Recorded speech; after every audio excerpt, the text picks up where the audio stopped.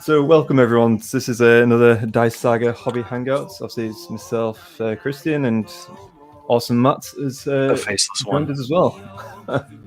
So, yeah, Matt. So, what are you working on currently? I am considering continuing on with my Stormcast heroes. Here's one's Kit Bashed. He's going to be my standard bearer.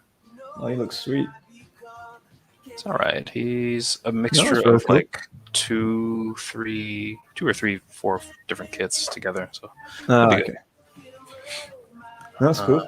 So that, or I might finish off a bit of terrain. Still got this statue of Sigmar Ooh. to get going. He's almost. It's going to be really easy. I'm just going to contrast him, and he'll be done like within like It's half like an hour us, or so.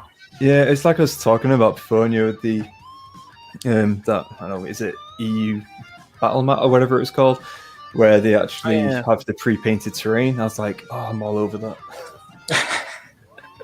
Anything that obviously gets me out of painting terrain. I mean, I don't mind it, but I want to get. It's not bad.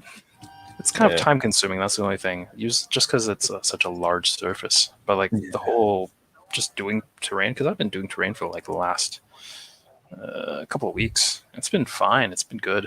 Just because it's so you don't have to worry about fine details generally. Yeah, true.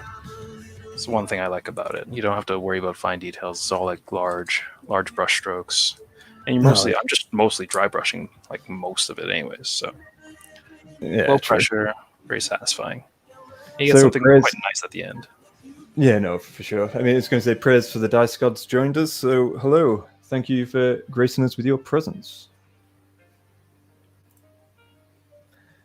So yeah, Matt, that's terrain stuff. I've still got to the catacombs. I've still got to assemble those and start painting them as well. But as you know, as I've sent you a little picture, I'm working on this guy today. My Man Crusher Gargant, with a slight conversion as well on the back, which is always nice. I'm going to crack in on with him. Got plenty of skin to go over. And the aim is I'm going to try and do this with contrast as well, so we'll see how that goes. I think what you want to do is probably want to thin it down, and that'll look all right. Otherwise, because over such a large surface area, it'll start looking splotchy. No, for sure. It should be all right. Yeah. No, I get that for sure. Right, before I get cracking on with that. So with a horse stance, we're going to hold this one. Hold on. Got all this stuff going on. Okay. Is the third person joined us? No. I just went on Twitch then because I just need to make sure the streams. Yeah, I just need to sort that stream on there because it's not going to the right place. That's why. I just need to make sure the streams. Yeah, I just need something. There you go. The joys of live. All right. I'm curious, where are we on Twitch? Like, which category are we under? Are we under? No, like, just that's what I mean. Yeah, so just put ourselves under Warhammer. So. Oh, okay, that works. Yeah. I didn't know they had a Warhammer section. Yeah. So I put ourselves underneath that, and yeah, we'll see. Obviously, see what happens. Because it's again, Twitch it's great, but at the same time, it's not our main medium. It's just. But yeah, we'll see how that goes. And that's then, cool, just to get people engaged, just to get people involved. For sure. Yeah, for sure. I was going to say I'm just going to know. Let me just refresh this. It's going to show it to our group as well. Let's have a look.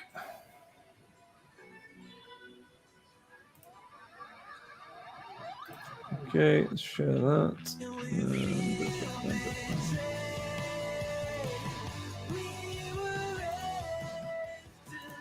Share to a group and fellowship at the dice. Boom.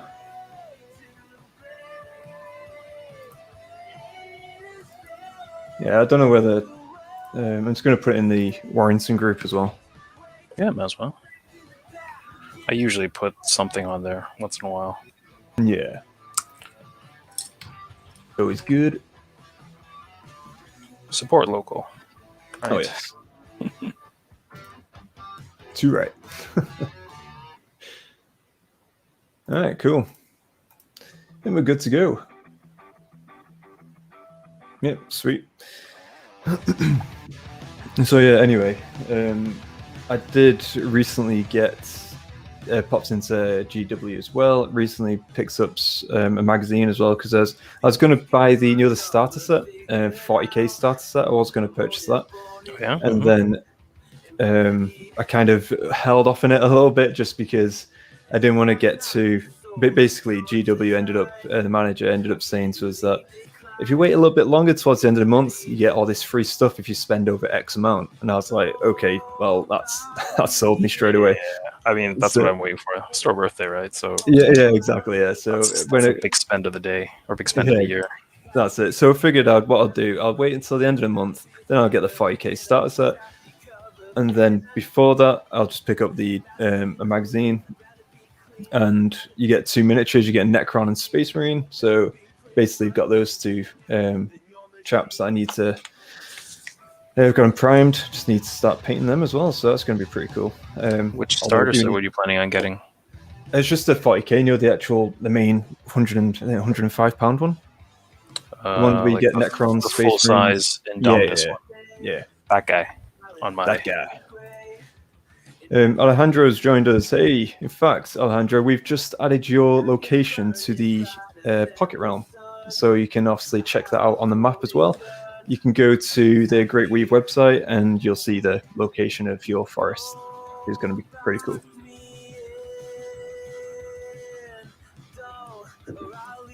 Oh man, yeah. So I'm quite looking forward to that, to be honest. And my Space Marine. So my Space Marines, I'm going to paint them as... I haven't played Space Marines or 40k in... We're talking about 9 years or 8 years or something like that. It's been a long time. But I still love the lore, love the setting, but I decided to focus on fantasy and now AOS, and then now I'm creeping back into 40k. And for the Space Marine chapter, I'm starting everything fresh, so I'm going with Ultramarines 4th Company. So that'll be pretty cool. And yeah, we're just going to see how that goes. Again, I haven't got the books or anything yet, so we'll see how that goes in terms of what doctrines they have and all that kind of stuff. And Necrons, I don't know yet in terms of color. But either way, it's fairly simple. They're all metallic, so you can go with anything, any sort of metallic color scheme, right? Yeah, true. I was thinking potentially. I don't know, it's just because there's a lot of cool kind of different colors that I've seen out there as well. So I've seen some which are, Egyptian looking, which I was like, oh, that appeals to me so much as well. Egyptian looking. Oh, that's kind of cool. Yeah, it was really interesting. It's a bit different. Yeah, so I was really intrigued by that. So I'm tempted to go down that way with these guys, with my Necrons as well. But yeah, all in good time. All in good time. So Alejandro says, happy shiny goat noises. Or shiny goat noises. Yes. They did run from the Haish, the realm of Haish, and ended up in the Interstice Pocket Realm. Prayers of the Dice Gods. Shiny purple Necrons. Ooh. The shiny purple Necrons. What colour would you recommend for that, though? Shiny purple. I'm just looking at my contrast paints as well. There's one thing I would imagine would be kind of cool to do. Have you ever watched the anime Evangelion?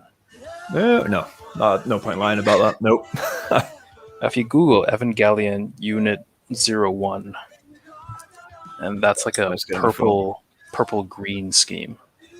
I think that'd be kind of cool for the Necrons because it's kind of, the thing from the anime is very gaunt, very skeletal looking anyways. Okay. But Matt, are you able to put it in the chat for us? The name of the thing, and I'll check it out. You mean the stream chat? Yeah, by all means, yeah. Yeah, sure. So, President Dice Gods, Lead Belcher base, several coats of Magos purple over the top.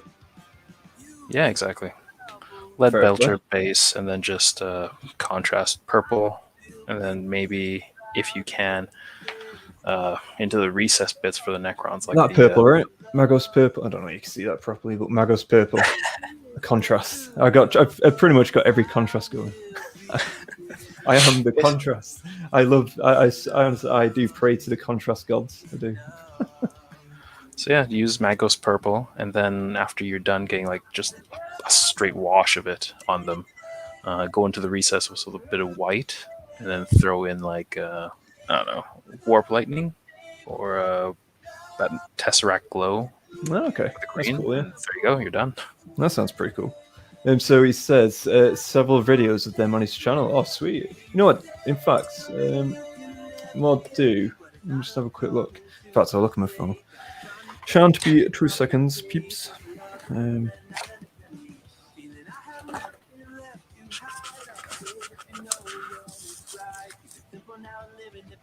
Here's my Seraphim.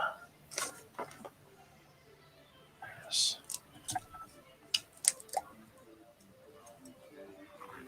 Let's have a look.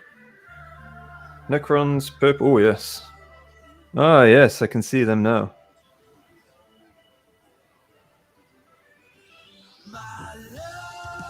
They're looking really sweet, then.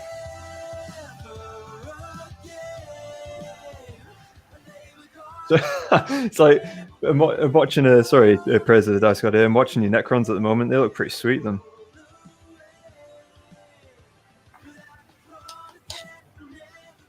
I was going to say, anyone in chat as well, feel free, obviously, drop, look at Praise of the Dice God's channel as well, YouTube channel. You can always drop obviously, check it out if you like what you see. Drop a subscribe, obviously like, and all that good stuff. They look really cool, those Necrons, though. Ooh, ideas.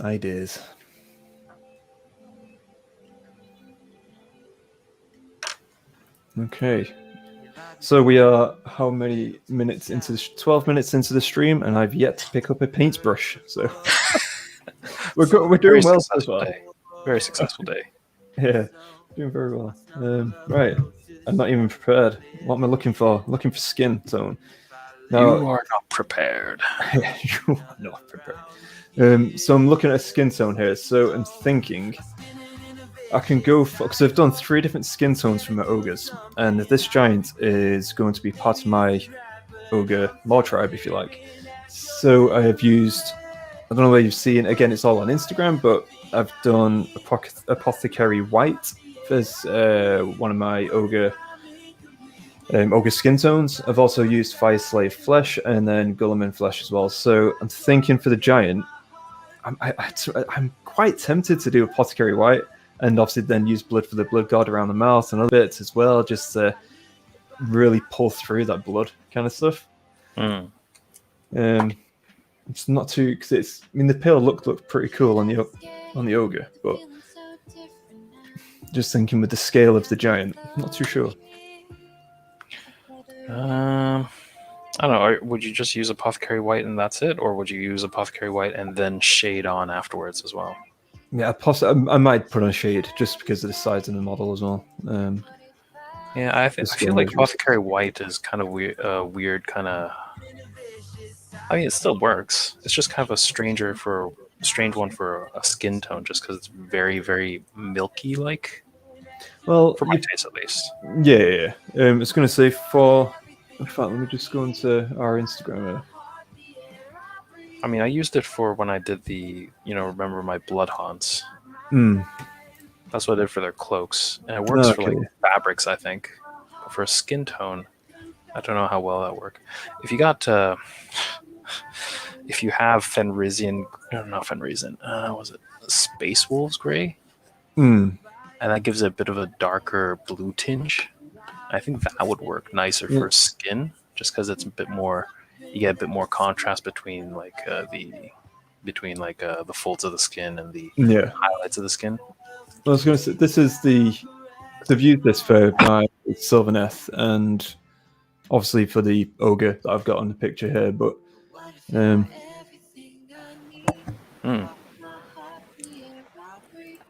I mean the contrast between the white and the blood for the blood god is really nice, just because the blood pops really well against the white. Yeah, that's it. Because I was thinking again a unit of ogre gluttons and painting them in this color, and then have the Yeah, the blood for the blood god in that as well. Mm-hmm. But yeah, for the giant, I'm a bit torn still in terms of what I'm going to lean towards. If anyone in chat as well, if you want to if you got Instagram, just put the link in Instagram in the chat below, and yeah, we'll obviously check that out as well.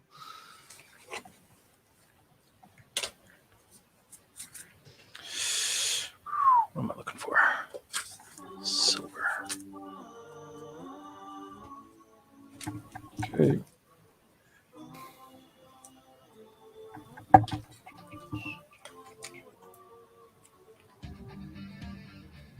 I'm just looking from when we very first started off, going through the channel now. So many different, obviously, armies and pictures and all that good stuff. It's good. It's good looking back in over the period of time. So we've been at this now for about 7 months, haven't we? So, from when I looked, like YouTube, yeah. We've been on Instagram for quite a while longer than that, I think. Probably about a year, I reckon, on Instagram. Probably getting there now, yeah. Yeah, must be around that point now. Because we started on Instagram for a while, didn't we? And then they moved over and stuff. So, but yeah, so I'm thinking I'll probably go with the Guilliman's flesh for the giant. Nice. So, guys in chat as well, let us know what you're working on and what obviously exciting projects you've got going on. I think at this moment in time, after this Gargant, I may move on to my Ideneth. I know, Matt, you may gasp, but I may move on to my Ideneth.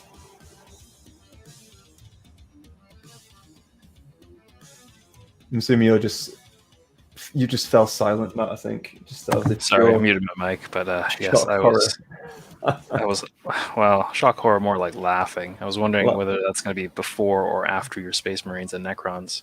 Oh no, they're good. That's a big box. Yeah, it depends on how quick I get those up and ready. It's a big box. Not gonna lie. No. So I just finished that commission bit, which was all of that box, or majority of that box. Oh, okay. I knew that you were obviously working on 40k for your commission, but I didn't realize it was that box. Yeah, it was. It's quite nice. Quite a lot of nice models. The Blade Guard veterans, I think those are called. The ones with the swords and capes and everything. Those guys are really fun. Those are really cool to paint. Really enjoyed that. And what else? The intercessors, the assault intercessors, pretty cool models. It's nice to work on like chain swords because those are fun to paint. What else? I didn't do the bikes because the client didn't want the bikes for some reason, which is all right. Yeah, that's fair. What else? Necrons are all right. They're pretty straightforward. I did a very, very basic scheme for them. Yeah. Yeah, it's a big box. Fun stuff, though. It's nice to move away from AOS once in a while just to paint something different. Yeah. No, I'm looking forward to it. So, Crazy Army Painting Challenge. Space Wolves this time. Ooh. I was going to say, what makes it crazy? Wow, Space Wolves are kind of crazy. You can go with that.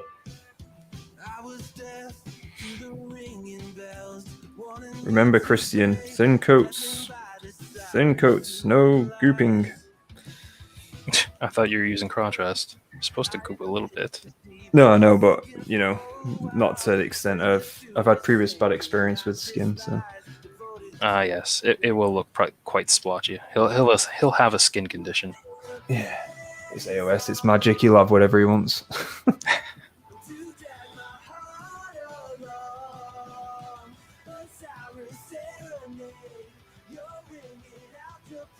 But no, it's. I think we've got the map itself, Matt. It's coming along nicely, though, isn't it? It's like we've got a few cool community entries. Few obviously like Keegan as well. He's looking to do that, fleshing out the Ember Isles as well, which is very cool. Yeah, I'm just gonna let him do it. Go for it.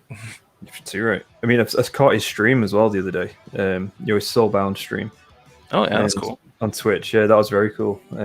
and obviously he was just like saying, "Oh, like welcome and blah blah blah," and then he ended up saying, obviously, like, yeah, he's in the Interstice pocket realm, and then they're exploring it. Him and his I think 3 other guys are there as well. Yeah. They were exploring the pocket realm and other stuff, which is very cool. Yeah, I have to catch that sometime. I missed it the last few times. It's just the time zone makes it very difficult to catch. Yeah, I mean, I was like in a meeting, conference call when it was on. I was like, yeah, priorities. Priorities. Yeah, to put it on in the background. But yeah, it's only a need to know kind of call, so it's all good. All good. All good. So, praise to the Dice Gods, trying to paint 4,000 points worth of models in 28 days. Wow. Wow, that's intense. Oof.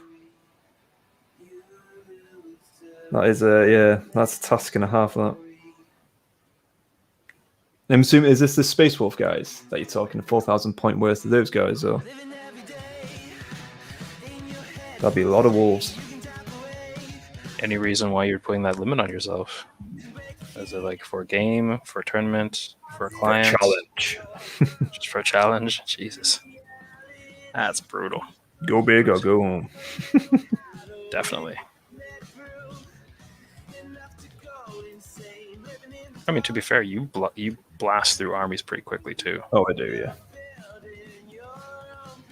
Then there's me, still working on Space Marine, or not Space Marine, still working on my Stormcast, still working on my Corn. Yeah, I was going to say, and I'm like, what army should I do next? But it's all good though. I think in terms of like the amount of time, and because obviously Matt straight away, I'm contrast convert massively, so everything I do is contrast, and so I know for a fact that you touch it now and again. Yeah, definitely. I use contrast quite often, actually. It just depends on what the effect I want is. I mean, especially for the last little bit when I'm working on terrain, I've been using it tons. But like for units even, or characters, I touch contrast, when I want a specific effect, or if I want to... I use it a lot for tinting. Like if I want to tint a certain color, like, what was I doing recently? Oh yeah, I was doing like Slaves to Darkness Chaos Warriors, and most of them have like kind of grungy, dark brown boots. So I sprayed them all black, and then I just washed the boots in Skeleton Horde. Yeah. Or maybe Dark Oath skin. I forget which. I don't have Snake Bite, but I probably would have used that or should have used that. And you just get like a nice dark kind of leather look to it. Works out fine. That's good. I like the Space Marine hero, the Judicar that you get in the Indomitus box. Yeah. He has this like leather cloak robe thing that he's got like half wearing and half draped around his hips. Okay. I just did that, and he was based black, and then I went over it with like I think it was Flesh Terrors or maybe Blood Angels red. Right. And it gives you like a really dark red kind of leathery kind of look, kind of splotchy, but like just kind of like beaten up kind of leather. It looks nice. Okay, that sounds pretty cool. So contrast works really well for if you're trying to achieve certain effects, I think. That sounds cool. I was going to say I just use it for absolutely everything. Metals. Actually, it looks really good for metals. I think like the way you do your metal, like gunmetal stuff, where just with like basilicum gray, I think it was. Yeah, it looks just fine. I think. Nah, mate, cheers. It looks like a non-metallic metal kind of painting. Yeah, which is kind of cool. So the plan is to paint a full army every month or so for the rest of this year. Obviously, I'm doing a contest for the channel. That's pretty good. If you that's impressive though. Yes. That's super impressive.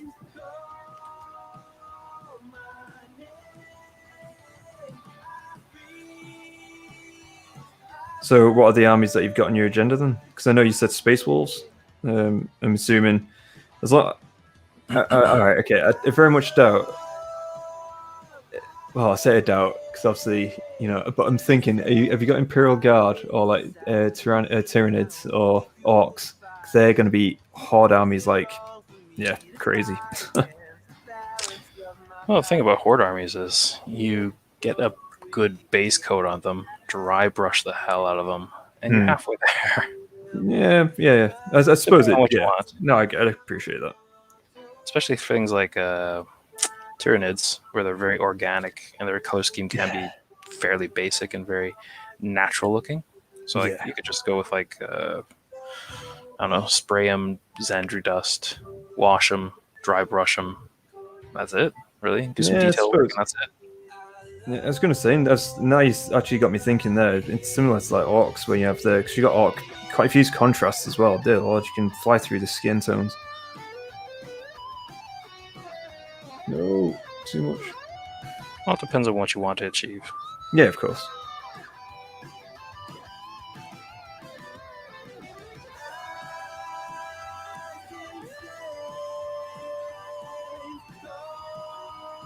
Okay.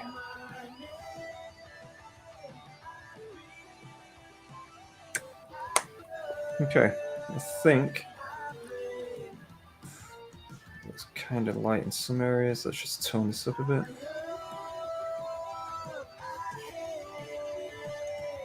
My painting method and style is very much just do what you want.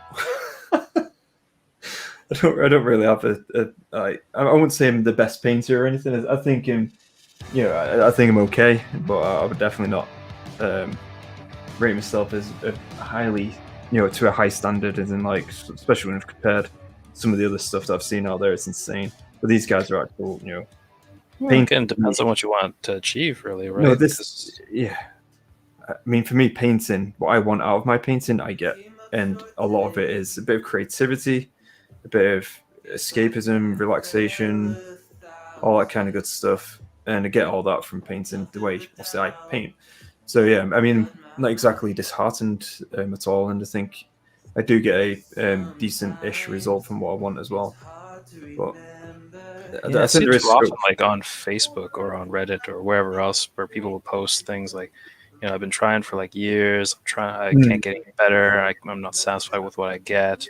Yeah. It sounds like they've just gotten to this point where it's just not fun anymore. And at that point, it's not really a hobby anymore if you're not having fun. No, I agree. No, but for me, it's going to say painting. Yeah, I think there are some models where I'm thinking like, oh, you know what, I'm gonna. It's like when I said about my character in Overlords. Spent a long time on those, and you're really proud of what I've done there. Did a lot of layering and basically, all the techniques going, kind of thing. And then I'm like, but the thing is that I loved the whole process, but at the same time, when it came across contrast, I was very much like, okay, this is more my deal, if you like, and more my scene, for what I want out of painting. That is. Yeah, exactly. I mean, if you're enjoying it, that's the main thing, right? It's still a hobby. Oh yeah. I mean, if you're going to be doing painting and you don't enjoy it, it's better that you grab contrast, get it done. Get a product that you enjoy, get a product that you like, and enjoy the time that you're doing it, right? Yeah. Some people can spend like hours and days on on a single piece or on a single like part of a model, and if they're happy with that, great, cool, awesome. Some people can spend like hours and days on a piece or a part of a model, and they're like, it still sucks. At that point, I'm like, well, probably you should look at what you're trying to achieve, because you're not enjoying it. So why are you spending that much time on something you don't enjoy?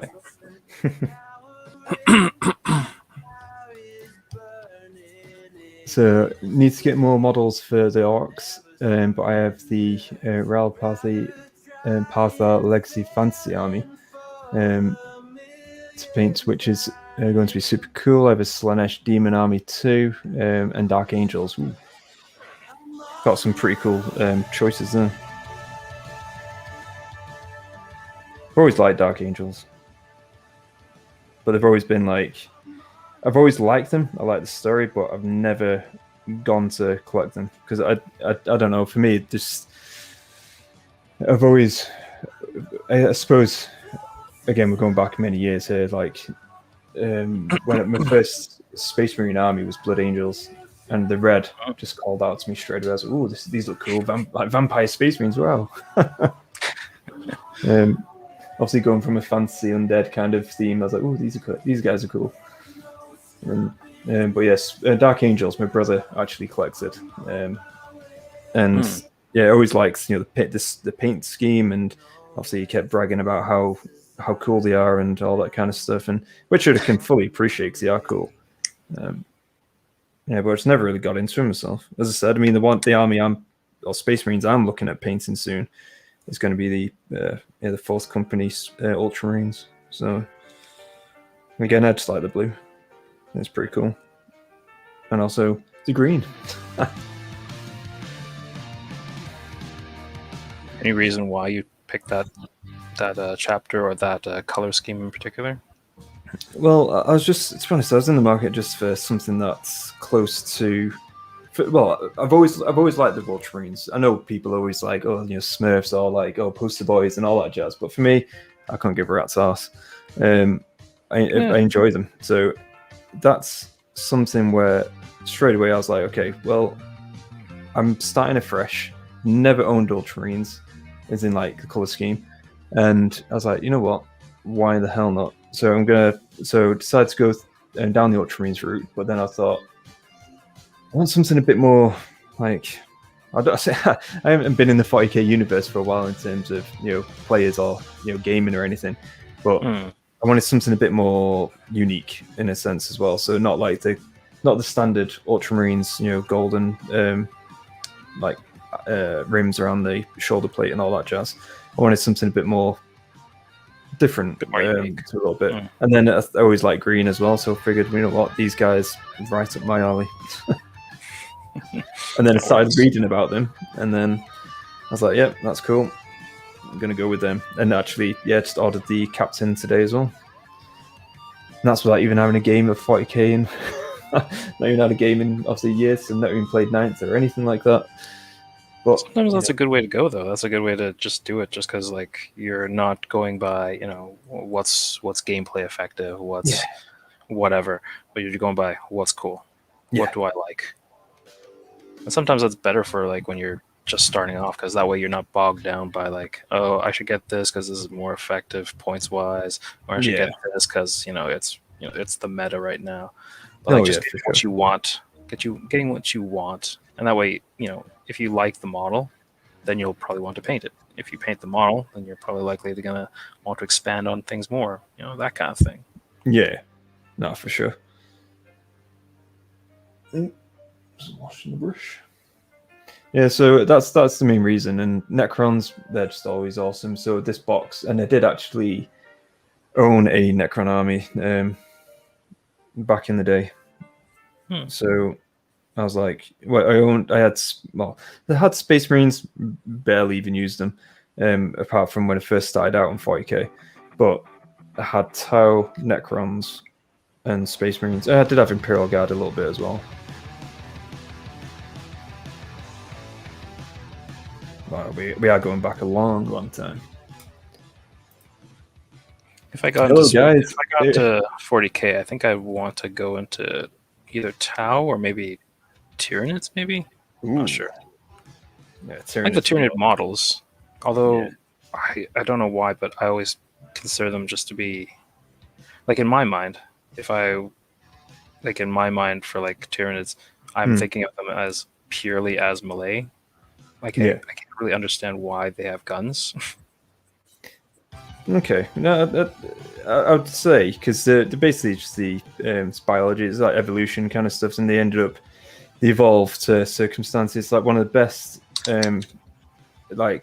stories that I've read and heard was the Tyranids against the Tau, where Tau were battling, and obviously then Tyranids came, and they were Tyranids very reactive adapting, and obviously then so Tau ended up upgrading their technology. So basically it's a race against technology and biology, And so these two obviously going at each other, and it's just an awesome like read in terms of that. And then, but the Tau then, instead of just constantly trying to advance, and you know, their tech wise, they ended up digressing into older like weaponry that the Tyranids weren't used to, and so obviously that then became effective, all that kind of stuff. It was just a really cool kind of idea as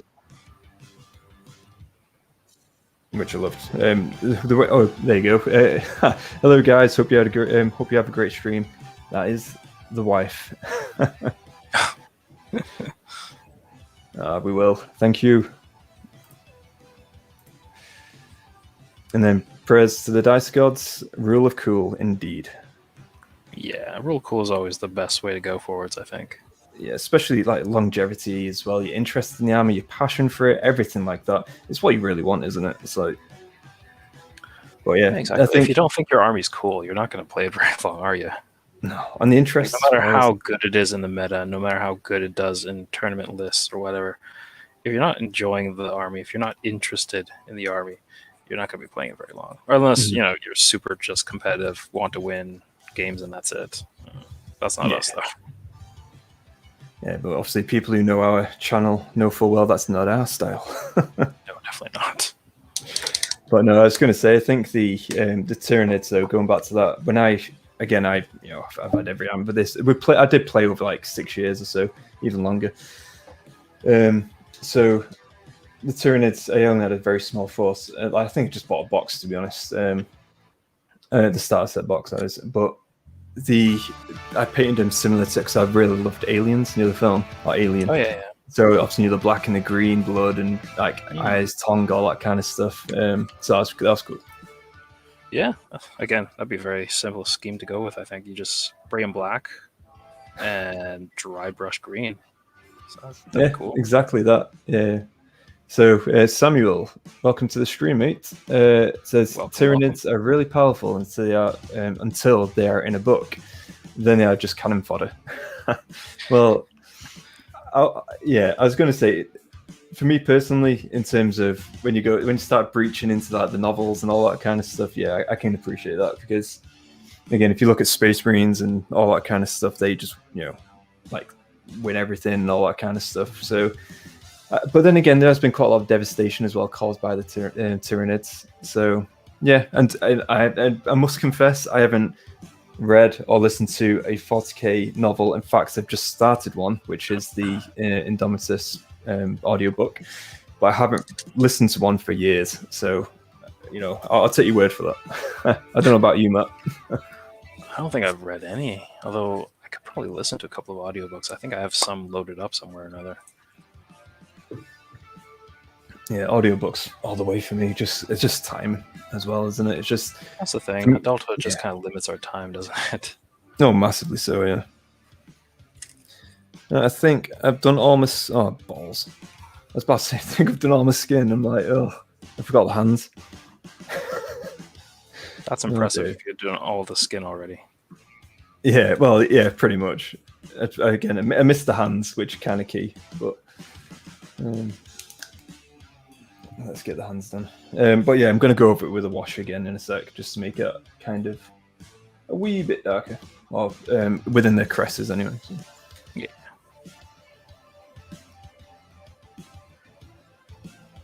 Now I'm curious, since you use contrast quite often, I know there's quite a bit of downtime just because contrasts take a while to dry. Do you ever have anything on the side to work on while you're waiting for things to dry?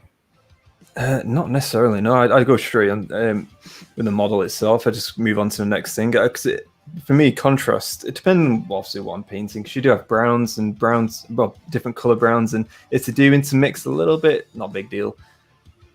Yeah, that's true. Sometimes you want to do that because it gives you a nice blending effect. Yeah, exactly that. No, I was going to say though, in terms of the actual contrast, in all honesty, I find it kind of quick.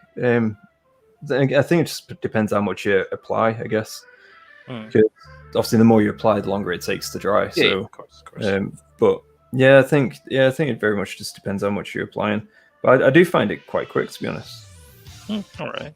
Well, what I do sometimes is I'm working with a laptop. I just shove the model right next to the fan.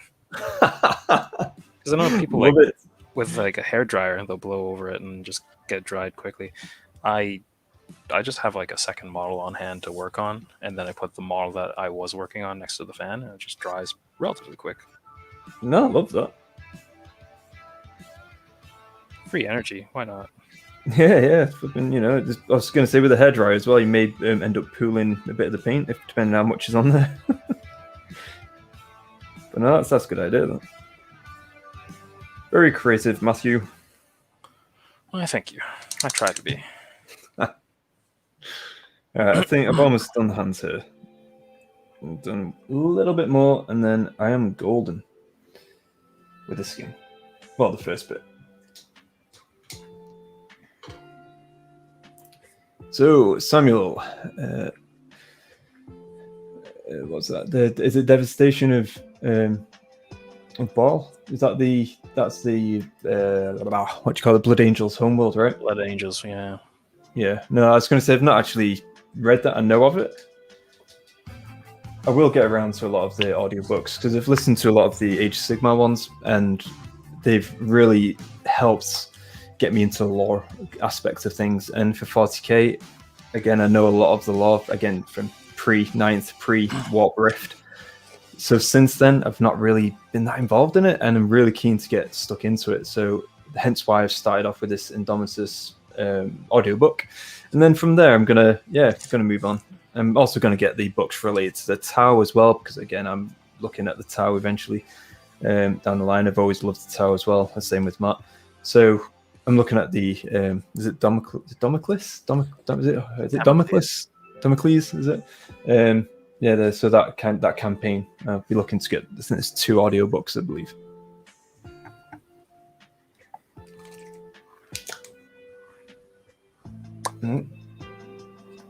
Okay. Let's get this other hand done.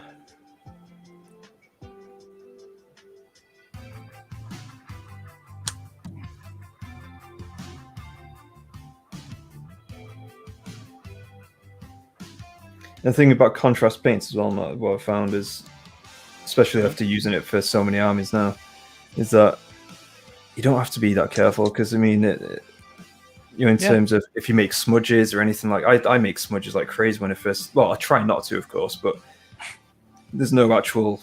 Obviously, depending on the miniature, if I'm painting Skaven like I've done before, then I don't. Smudges are going to happen. But I think in general though, I'm more than happy just to go ahead and just slap it on. Yeah, I mean, depending on what you want to have, it's not that bad, really. Because I mean, it just works out as like kind of a blend between colors. That's all right for the most part. Yeah, exactly that. Yeah. I mean, if you ever really want to get nicer looking, you always just put on some normal layer paint over top of it. What are you trying to say, Matt? No. No. You're just still jealous about my ogres devouring your corn, aren't you? That's what it is. I'll get them back for that. Don't worry. You will. Full faith. Now that I know what they can do. Exactly. Yeah. A bit more prepared now. Yeah. We're spoiling it.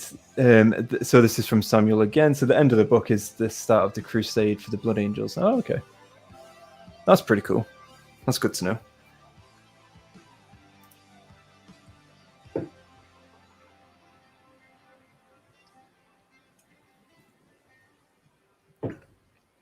But I'm not sure whether you just heard. I'm not. Well, I should stop rattling now.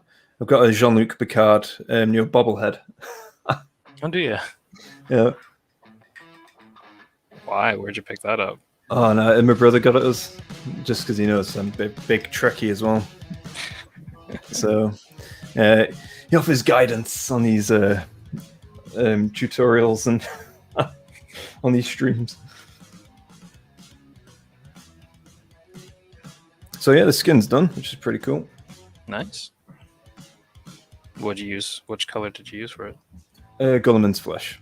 So again, I'll just show you very briefly. Don't know if you can see that. A very, very kind of lightish. There you go. So, Gilman's the lighter color tone, isn't it? Yeah, I did water it down. I used the lemon contrast medium. Yeah. Are you gonna go over it again? I'm going to use a wash now, I think. I just need to dig out my washes now, because I've not used those for a while because of contrast. So. I think sometimes the washes kind of helps the contrast because, sometimes it can get a bit splotchy, but like the contrast, or not the washes helps it. Yeah, helps it blend, right? it out. Yeah, exactly. Right, Mellows it down, tones it down. Because sometimes I don't know which base coat you use. Do you use the Wraithbone or do you use Grey Seer? Oh, I use what for the base, the prime? Yeah. Yeah, I use the Corex White. I use Corex White. Okay. Yeah. Yeah, for like things like Corex White or Wraithbone, which are a little bit lighter, I think sometimes the contrast. What's the word for it? It's a bit too strong, I find sometimes. So sometimes having like a layer of or just washing it down with like a non-oil or Agrax or something else just to tone it down a little bit kind of helps, I think. Well, I see. I'm totally out in the wild here because yeah, Kiki there saying loving the Jean-Luc appearance. Yeah, so I'm thinking about using the Reichland Flesh Shade. What do you think? It's a good choice. That should do, right? It's a nice generic kind of like a color for like a lot of skin. I use it a lot. Like for most of my skin tones, I think I use Reichland Flesh. Yeah. I've tried it with like other ones, but like it depends on what you want to do. Like for Chaos guys, sometimes I'll go with Caraber Crimson, and get that kind of like dark, ruddy kind of look. Or like if I want like a specific kind of look, I might use something else. Purple sometimes works as well, depending on what kind of flesh you want. Yeah. Very true. I forget which one's called. Druchii Violet. Yeah, nice I've actually got that. Yeah.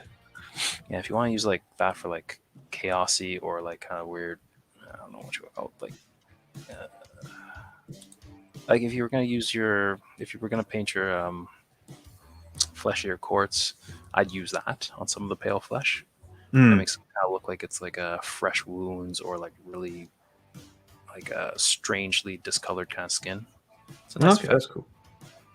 I've done that for one of my corn guys, the priest, the guy with the flaming sword. He has like purple and blue shades in his skin. Just gives him a bit of an otherworldly kind of supernatural look. That's cool. I like that. Free tips here, folks. Okay.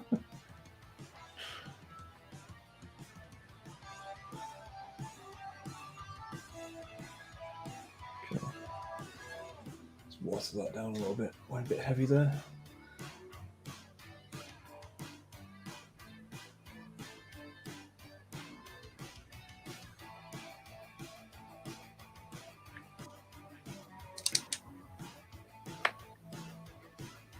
Yeah, I was tempted to lean into the tattoo side of stuff as well, but I still might. Yeah, I was going to say still might. I just need to prepare myself. I wouldn't use contrast though, just because contrast would be way too runny. Yeah. Yeah, definitely give it a go for like I don't know, just all over the skin. I was thinking that from yogas.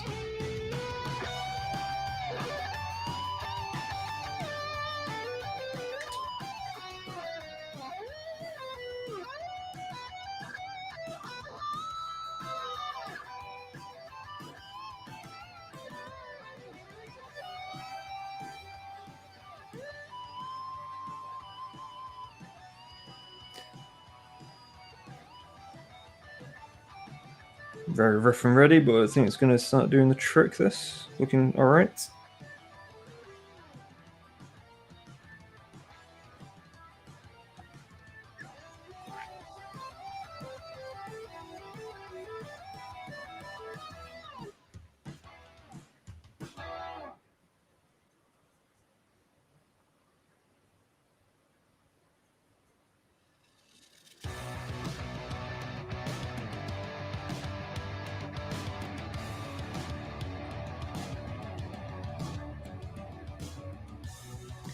tell when there's silence, when the concentration levels are quite high. Speaking of which, I'm curious. The music that you're playing, this is like royalty-free stuff, right? Yeah. Yeah, I definitely made sure of that. I'm just curious, that's all. Yeah. Yeah, I was thinking about the type of vibe and all that kind of stuff that, and always like kind of a bit rocky, all that kind of stuff always helps me get a bit of gets the juices flowing and keeps me awake. Especially because at the time we stream late into the night as well. Yeah, I suppose so. Yeah, I've gotten used to staying up this late because this is the only time I can hobby, really. Yeah. And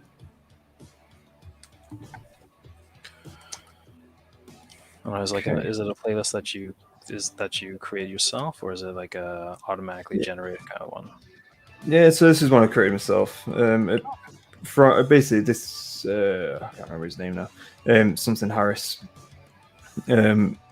Yeah, so he's basically got a whole raft of songs, different types, and yeah, I just came across this list and I thought that's pretty cool. Cool.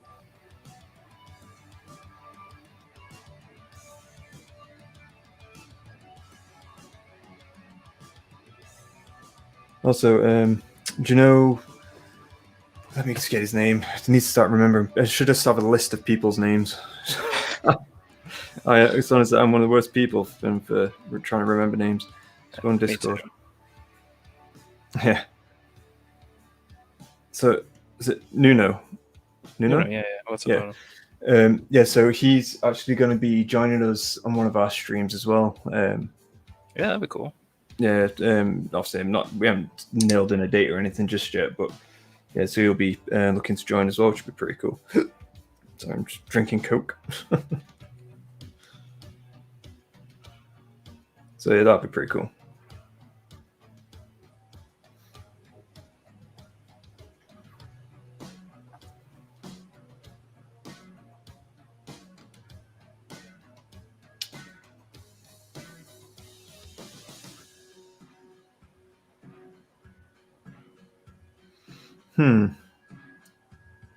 Looking all right, if I do say so. How long do you think you'll be taking on this giant? To be honest, I think what time are we on now? Okay, so you know, no more than tonight. I was gonna say no more than like I'd say 2 streams or anything like that, really.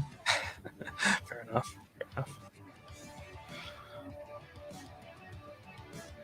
Might be if it stayed up till about 1 or so, possibly by then.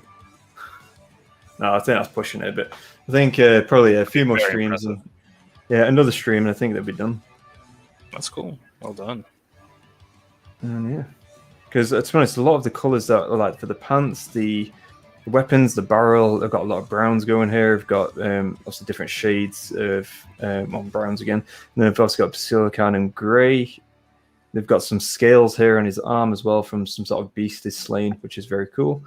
Again, I've got some stonework, dry brush. I've got a converted Noblar on top. And yeah, and there's also, I don't know, you won't be able to see it that well, but he's got like a squashed Noblar as well that he's stood on. So that's just awesome. Love it. That's what I love about some of these models. They just have such interesting random details. Not random, like just interesting points to make the model more interesting. Oh yeah, for sure. Just fun. I'm painting his big belly at the moment.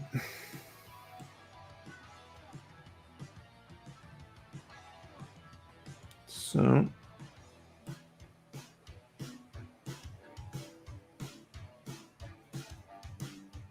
okay.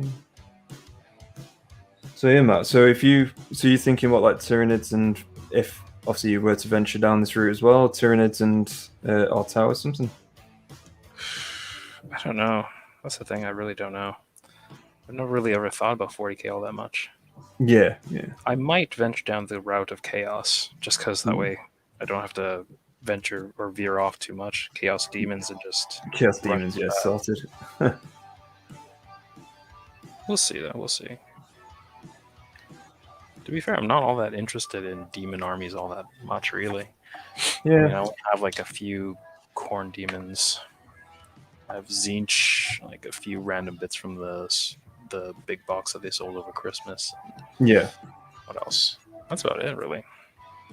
Yeah, I was going to say, I agree with that in terms of demons aspects. I mean, I think they're cool. Obviously, I like seeing them visually and all that kind of stuff, but I don't know, as an army, they've never really fully gripped me. Even Slanesh, if I was to branch out to Slanesh at some point, I'm more interested in the Mortals. Really. Yeah, that's understandable. The new Mortals look cool. They do. Really like them. Speaking of new models, the Soul Blight. What are your thoughts on that? I really like them. Yeah. I'm really liking the Blood Knights. Oh yeah, and you can have those as core units, right? I think it's only if you have a certain bloodline, a sub faction. Yeah. And to be fair, if that's what it takes, I'll probably go for that faction. Yeah. I know. Yeah, I don't paint a lot of cavalry, but I really enjoy them. They look great, and the stat line as well, isn't it? The stat line is. It's not bad. No, it's really good. Yeah, but have you read about the ability that they can do? Yeah, the weapons. It doesn't matter what you equip them with. It could be sword or lance. They're basically concatenated into the same thing, right? In terms of the actual stat profile. Mm-hmm. And I think they're going to do the similar with Skeletal Warriors as well, where you can pretty much same stat line, but you can just pick or choose what you want in it. Sometimes I feel like that's better, just because it lets you model as however you want to model it. As free as you want, yeah. Exactly. It makes things like having mixed weapons or mixed groups and whatever. And, sometimes it's just a bit of pain. Yeah, I mean, especially it's like my KO, my heavy, obviously my heavy shooter squad kind of thing. Because I was bored and I was like, oh, cool, mix and matched weapons, so I'll get everyone. And I was like, why on earth did I do this? When I'm playing a game, like, okay, what does this weapon do? What's the range on that? What does this do? Oh, dear Lord. So why not to equip them all with the same weapon? Osterman Jonas, hi guys, how is it going? It is going very well, my friend. Thank you. We are painting. Yeah, welcome to the stream. Yes, indeed. So at this moment in time, I am painting Mancrusher. So this is for my This is for my ogre army. Just going to put him in as an ally. I think it's 180 points, so can fit him in a 1,000-point game as well, which is pretty cool. And not cool from my perspective. Not cool from my perspective. And Matt's working on his Stormcast. Is it the banner guy that you're working on? I'm working on Lord Celestant at the moment. Lord Celestant, no. The banner guy's more or less done, actually. He's sweet. been more or less complete for a good while now. Just finished off some details. Oh, okay. Oh, that's really cool. Hey, Osman, thank you for joining. Obviously, let us know what you're working on too. That would be awesome. His skin's done. Let's move on. I'm saying move on to his pants. Why not? I swear, the last couple of streams, you've always been about pants. It's very true. Always about the pants. It's because it's ogres and giants. So. I suppose so, yeah. Not wearing much else, really. And that's it. And on top of that, I was just thinking, these pants as well, because obviously they're sewn together, aren't they? So I might do like a disjointed pattern as well, so different shades of brown and other bits. That might be pretty cool. I'm not sure who's sewing these things for these giants, but doing a good job. Probably their mums. Yeah, go to the big and tall shop. Really, really big and tall shop. Funny enough, because obviously, I'm 6'3", and I don't even need to do any of that big and tall shops. Loading. I believe me, I'm not. That was just a referencing. It's a nice segue into talking about pants length and all that kind of stuff. Although there are times, depending on the shop, whether or not the pants length. I think M&S is one of them where I just managed to scrape by with the length which was good. But no, apart from that though, it's been alright. So yeah, so going back onto pants. So yeah, I'm going to do different shades of brown, and then that'll look pretty cool. And then so I'm going to do the. So it basically got like a bit of, looks like a bit of cloth of some sort, I think, wrapped around his arms. So I think I'll do that a slightly different color as well. Oh, okay, it looks like leather. Oh, not leather, but whatever cloth, and then a bit of cloth wraps around that. Okay, that's cool. I'll get cracking on with that. Let's move on.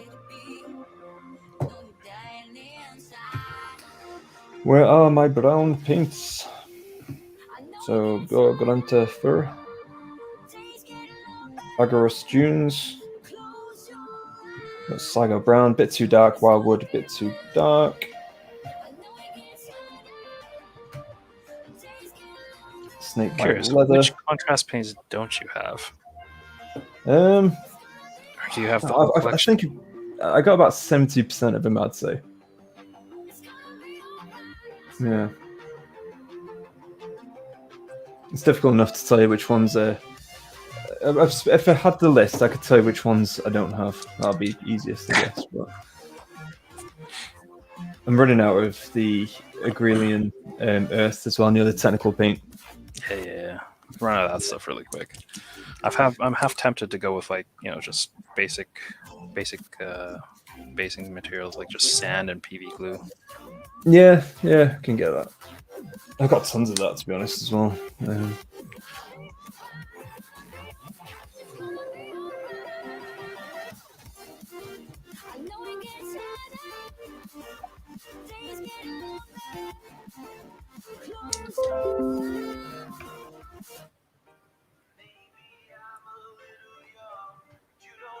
So, go on this.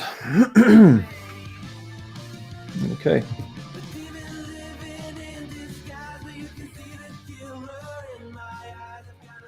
So it's been talking with Pete as well from the Games store? Workshop. Yeah, from the store. Yeah, because used to game against Pete so much during the fantasy days and all that kind of stuff. I didn't know that. Yeah, we get on quite well and all that stuff. And he's we've been talking about what you call it, obviously 40k a little bit as well and stuff like that. Because I think he's looking to get into Stormcast. Well, he's thinking either Grave and Soulblight guys, Grave Lords, and or Stormcast. So he's umming and ahhing at the moment. So and then obviously we started talking about 40k as well. I think he has a nice what was it, Zinch army, I think. Yeah, he loves his Zinch. Yeah. Yeah. And he's got a Custodes as well. Does he have Custodians? I didn't know that. Yeah. Cool. Basically, as long as it's elite, less to paint, but pretty cool, you'll go for it. Right. Fair enough. Okay, let's get cracking on. Go Gunter Brown. Let's do it. Let's do it.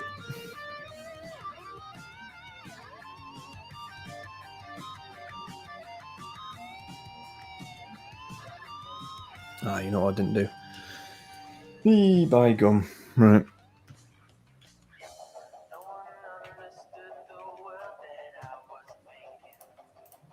There you go. Let's put the music on a bit of cycle, a bit of a loop.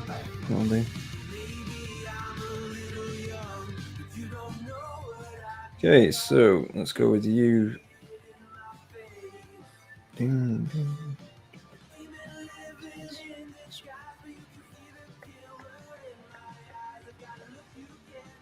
Okay. So I could go really easy with this giant and just do the pants all the same color. But I think, but I'm like, oh, do I really want to do that? No, let's jazz it up a bit. Jazz it up. Just do it. All right, so okay, I'm gonna do all this bit at the bottom the same color though, because there's no distinction, there's no stitching, so I can get away with it. What you think about when you're born into a fire? Let them burn it out. Sell them to the richest buyer. They wanna let the world decay. So, Matt, have you come up with your backstories for your new characters, or your characters that you're working on there? This is actually just the unmounted version of my mounted hero, actually. Or at least that's the idea. That's cool. Yeah, we have some battles where he's just on foot. I'm gonna have that for my female character as well. I have to find a different Lord Arcanum as well for the one that's riding on his Griff Charger. I'll have him on foot once in a while as well, maybe. We'll see. We'll get there. That's cool. I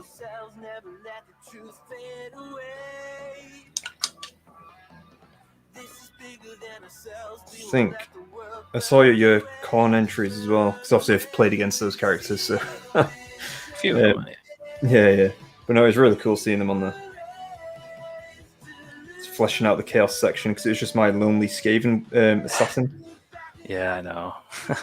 But I wanted to get them out there at some point or another. I felt like, well, might as well do it now. Yeah, I was going to say, in all honesty, I do need to put more of my Skaven chaps on there as well. Could do, yeah. So I've got my Vermin Lord still to put on there, and I've got also the do you have their story written out already, or do you have it? No, exactly. Yeah, it's just getting the time to do that as well. Writing the story out for these guys. It's all in my head, but it's just getting it written out because, well, you know, everything else I do at this moment in time, it's pretty challenging. This hobby can be very, very time consuming, just because, well, depending on what you want to do again. But like for us, where we have to like write the story, write the narrative, you know, then painting and then playing and then everything else, voice acting. Yeah. You know, it takes up a lot of time. No, it does. I mean, then again, you know, it's super fun along the way, though. Oh yeah, but that's it, Matt, isn't it? It's the most important thing is that we're still having fun doing it, because if we weren't, then we'd change the format a little bit. But so far, I think we're doing what we like, and not to say that things won't change in the future, because again, we've already got a few ideas and improving, you know, the videos itself, and obviously like some of the other content as well. We'll look to improve over time and all that jazz. But I think at this moment in time, we're in a good place.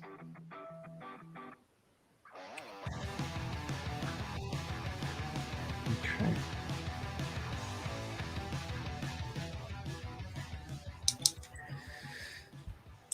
All right, so if I was to do that color, just do you another color. Then 3 shades of brown I might go for in each pant leg. That's a lot of brown. Yeah, go for it. Yeah. Brown it up.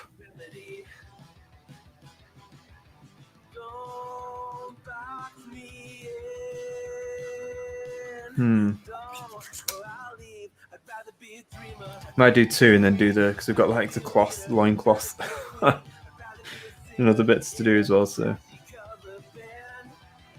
oh no, in fact they can be the same brown. I just need. Okay, no, I'm going to do 2 shades of brown, mix and matching, and then I'm going to do another kind of shade of brown. Agros Dunes probably for like the cloth and other bits. So that's what I'm going to do. Sounds like a plan. What you could do to kind of like make it a little bit easier for yourself, why don't you just do everything in 1 shade of brown, use the lightest one that you can find, and then wherever you want a different one, just add on top of it. Sure, could do. So that's what I do for, one time I did what are these things called? Untamed Beasts for Warcry. Oh yeah.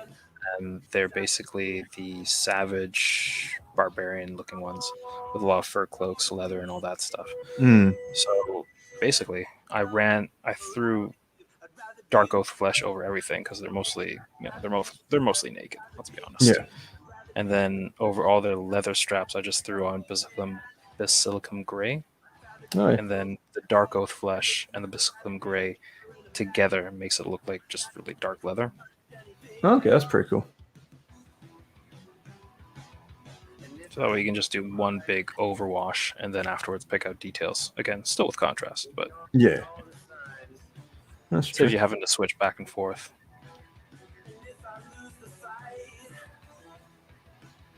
No, I do like that. I've already started with dark colors, so All right, go for it then.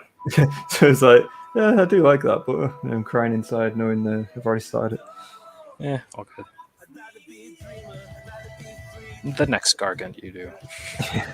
The Mega Gargant. So you'll pick one up. Oh, I'd love to, but I'm just like the two marching points need to be allied in with my army. It's like it's in like 480, 400 odd points, I think. We play narrative. Who cares? No, of course. But Quite honestly, I really wouldn't care if you wanted to throw in a Mega Gargant into your whatever army. yeah, no, of course. Might be something for the future because I'm just thinking with my ogres because I really enjoyed the way they played. You just like trouncing me. No, and just like the simplicity of it as well, and like because I've not really played Destruction Force, and I think they really appeal to me. It's heartwarming to hear that from a KO player. That you want to just get in there and mix it up. Honestly, Please tell me that's how you're going to play your KO from now on. Just get in there. Yeah, my Arcanaut company just charging in. Could work. You never know. It's not been tried before. Oh no, but you know full well we've seen what they can do in combat, which is next to nothing. Well, to be fair, your engine riggers, they do quite a lot in combat. There's those basically chain swords. Yeah. Quite destructive. Yeah, engine riggers, they're not bad. Master with his damn hammer destroyed by Dracoths in one swing. Yeah, he is a beast. He's an absolute beast, that guy. Can be. A bit unreliable, I suppose. Yeah, of course. But it's fun when it goes off. I remember when it flew him around in the gun hauler. Against Stormcast. I was like, oh dear lord. It's like, what is going on here? I'll still be a proud haven for your love is never love. A river through your blood, I will be it. No, but to be honest though, I think with Age of Sigmar, because one of my biggest problems is impulse buying, as you know. So I've got armies coming out. Never noticed that as a problem. No, it's honest, it's not. If I had time to paint it all, that's my problem. Is trying to. I'm getting through as fast as I can. I think the paint jobs are good, and it's ticking along nicely.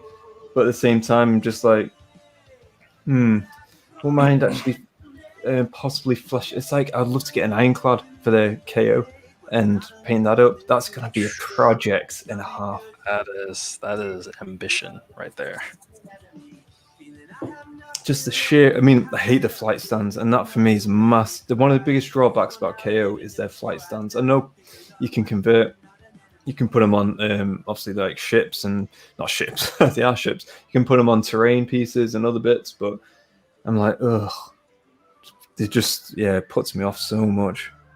Even though I really love the idea of it, all that kind of stuff, but Matt, you've seen it when they've. Obviously, just like, oh, I'm gonna move my ship over here, and then falls. Yeah, I know.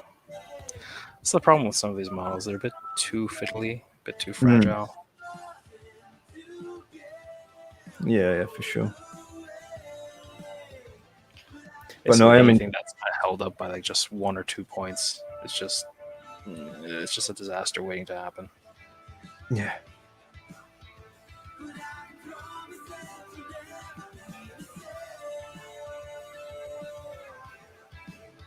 But no, I've got a whole, which I'll talk to you about after anyway, but I've got a whole idea for the 40k scene and stuff in the future, that is.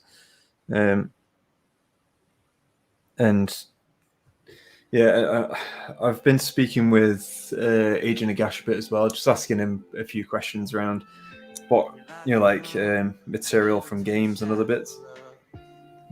And, whether it's usable and all that kind of stuff. And so I've got a few ideas of what I want to do, and also like what we've done with our Pocket Realm. Also, I want to do something. I want to do a sector it's set in the eastern part of the area of the the galaxy, and I always find that interesting. Where like we've got the idea of an eastern sector of the galaxy or universe. of the map. There's an east. Yeah, according to if you look at the map. But yeah, so that's it. I'm leaning towards doing it there, and then again, it's just great because again, tower there, you got obviously Tyranids are more frequently visited there. You've got Necrons everywhere. Pretty much anyone and everyone's been to obviously the east side map, the east side of the map. So yeah, I've got ideas coming out of my backside everywhere. I tell you.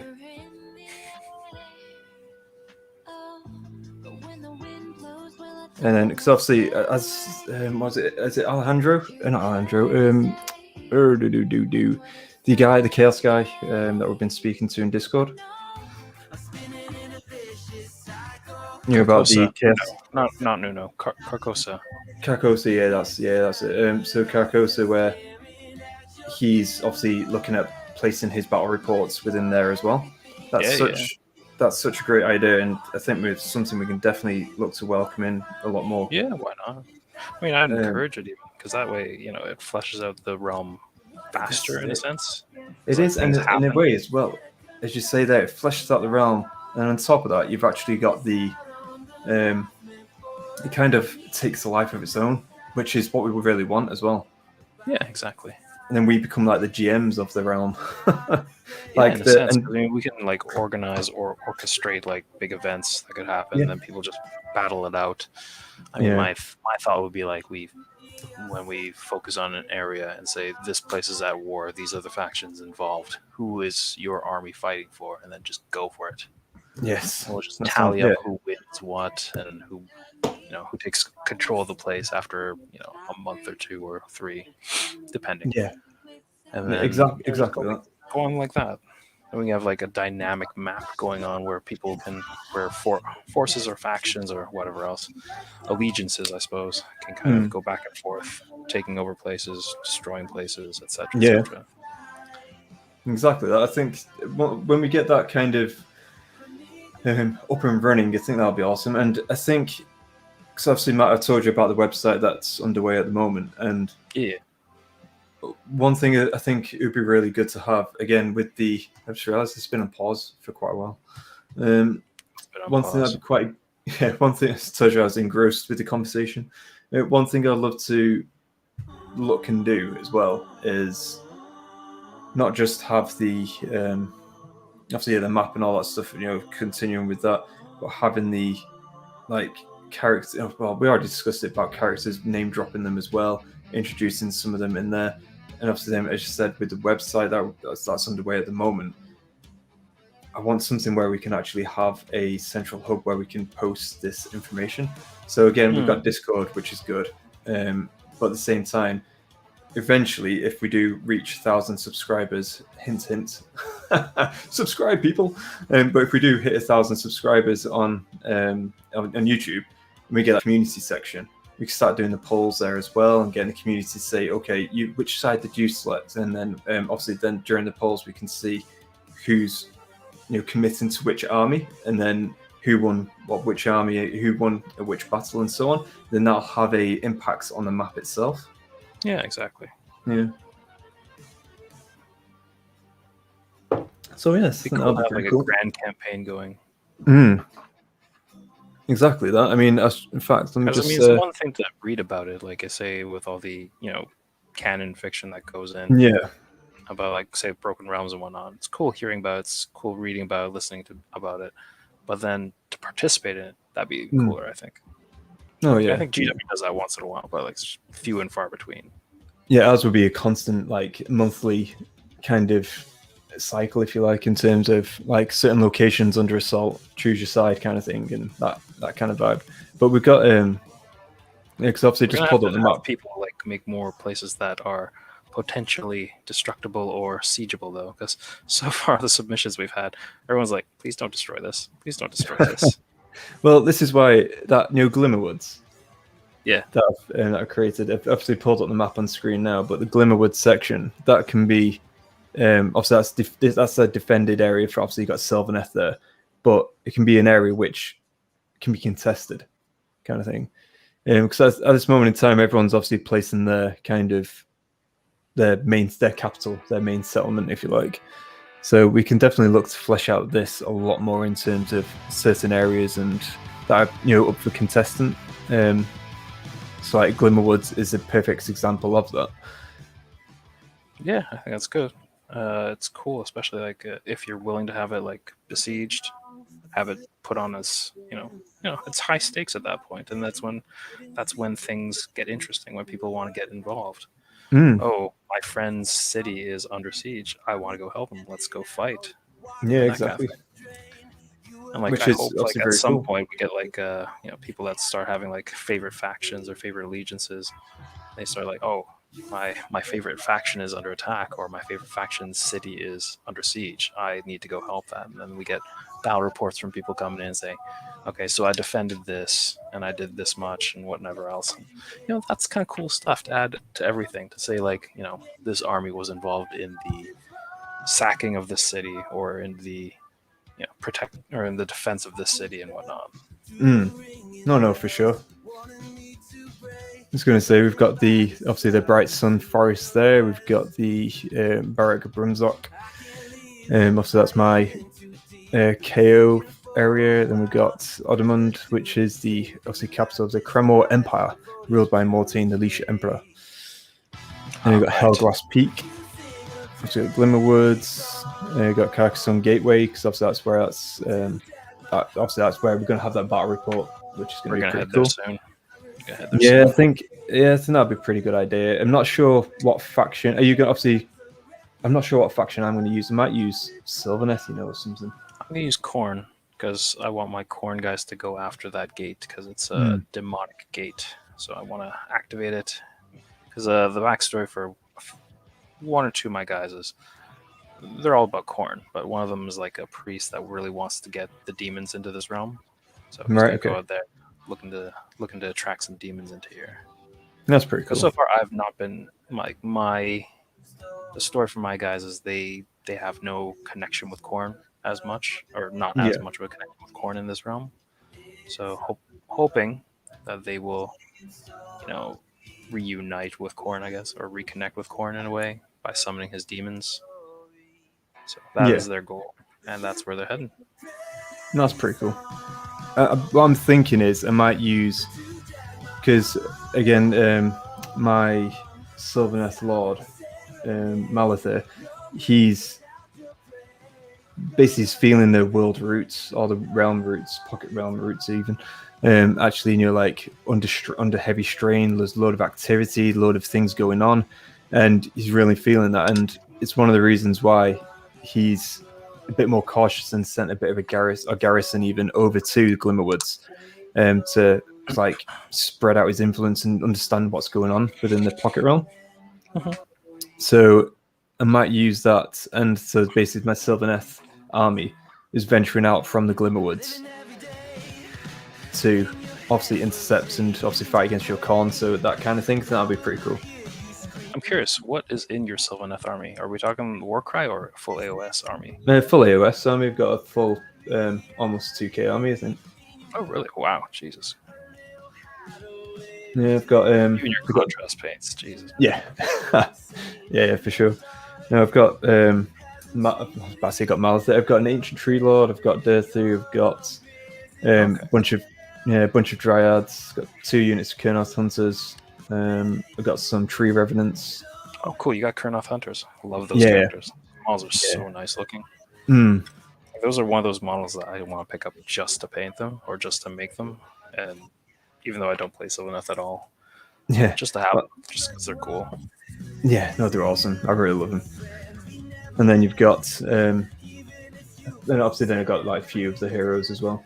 And I've got my Endless Spells, which are going to be painted as well. Oh, you got the Sylvaneth and the spells as well. Nice. Yeah, I've got this guy working on it in commission work, and again, he's he streams on Twitch, so he's now working on those endless spells for us as well, which is pretty cool. Oh, okay, that's cool.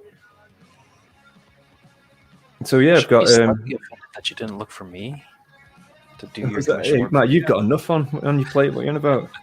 You need to get your bloody Stormcast and Zinch done. This is true. Otherwise, I'd do it myself. It's like, I'm thinking about time here. It's like, let's go. But no, all in good time. But no, it's pretty cool. So when we have, obviously, we've got quite a few submissions from the community as well, which is very good. And then when we flesh it out even more, get more and more, it's like my Skaven, I'm thinking of placing them down near the Iron Peaks. Yeah, it's kind of barren over there, so some people over there. Yeah, for sure. And obviously we got Keegan with the Ember Isles over there. Yeah, I'm thinking of just leaving that to them and just let them go with it. Yeah, definitely. Whatever. Well, I was going to say, when I spoke with Keegan about it as well, he's very much of the same mindset as well. I just said, Soulbound. Obviously, I know they're doing battle reports as well, so then they can have that kind of activity in the Ember Isle. Again, with a few of these, again, from Instagram, from Twitter as well. The guys have been talking to on there. Obviously, then we have some from Discord as well. So yeah, it's definitely being fleshed out, which is very cool. And again, anyone in chat as well, if you fancy obviously getting involved in this pocket realm of ours and want to place a location, your characters, we've got a collaboration with the Great Weave, so we've got a whole website dedicated to your lore, everything like that. And we can place your settlement here, which may come under siege, and so on as well in the future, of course. And speaking of that, we do have, what me and Matt were talking about there, we have this settlement at this moment in time, which is contestable, which is Glimmerwoods. So this area here could be taken, at the moment it's in the Sylvaneth hands, but when we have events that will be going forward, so it'd be like monthly events, so you would choose who your side is. If you got a friend settlement, you're like, oh no, we can't be taking over that, let's go help him or her.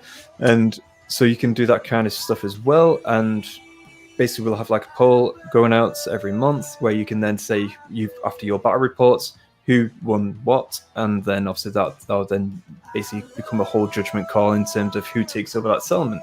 So it'd be pretty cool.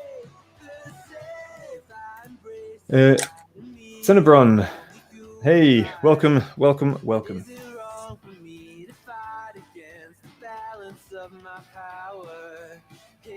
I'm just going to put it in the Discord as well. Matt knew about the stream. Yeah. Oh, is it not there? Let them know. No, I mentioned it earlier today. Join in from there. How many people we got watching? Actually, I only watch. I keep an eye on the YouTube bit, but I don't know about anywhere else really. Because I know we do Twitch and where else? Facebook. Facebook, right? Yeah. Right. I keep forgetting that Facebook has streaming. I know. Yeah, I used to stream games there as well, but on Facebook.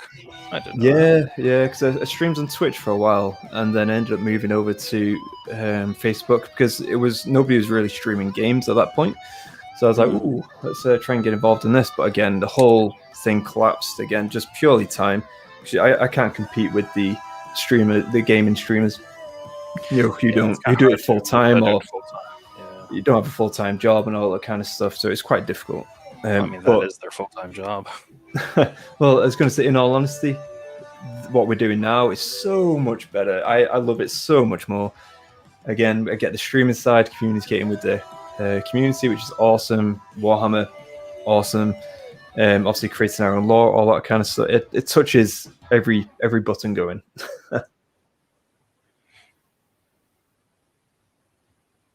But no, honestly, I think what we should do, Matt, as well, is look to possibly just add in a few more locations as well. Again, community, by all means, if you got your own settlements, everything like that as well, honestly, reach out to us. We've got all of our social media, Twitter, Instagram, Facebook, obviously YouTube as well. We've got you can reach us on Discord as well. So all that kind of good stuff. And if you have a settlement and character, all that kind of good stuff, you can introduce it into this pocket realm through the Mortal Realms. We do have a whole basically intro to this on YouTube. If you're interested, just let us know. Other than that, you can actually just go to our YouTube channel as well, and there you'll be able to see in the intro section in the playlist, you'll be able to see obviously the how the Interstice Pocket Realm came about. But yeah, we're looking for additional locations, and so far a lot of these are capital cities, as we like to call them, or key locations. So far we have one which is which can be conquered and obviously transferred hands. Glimmerwoods at this moment in time is held by the Sylvaneth. Again, that can be contested, so that kind of good stuff. To be fair, anything I create, feel free to siege and fight over. Oh it. yeah, I don't mind. It's funny. I mean, that's part of the story, right? Exactly, and same goes for me as well. To be honest, like up here with the Ottoman and Kramor Empire, it's there is pretty. Well, at this moment in time, it's pretty not as barren as the Iron Peaks, but we do need to start fleshing out some of these and start. I mean, doing the point of having concrete. these narrative settlements, I find, is just have interesting points and interesting things happen to them. Because I mean, if you make a settlement and then it's just there, what's the point? I mean, the whole point of it is to have like a story element, a story plot massively so. around it. And if you have like a cool story, even if it doesn't have to be a siege, it doesn't have to be a sacking, but like just saying, this battle happened near it, or this event happened near this settlement or this city, and because of that, the city changed somehow or whatever else. It builds a story, because I mean that's how you base stories. Because if nothing happens at the city, why is it there? What's the point of having it on the map? No, 100% agree. Here we go. Someone has to come along and just shit on everything. All right, Agent Nagash, how's it going? The realm of Nagash is probably really far up his ass, because that's where it belongs. Oh, how's it going, mate? If you, by the way, Agent Nagash, feel free if you want to pop a location down with your Slaaneshi guys or your obviously Flesh Eater by all means. I need a place to siege. I need a place to target and take down. So you're right.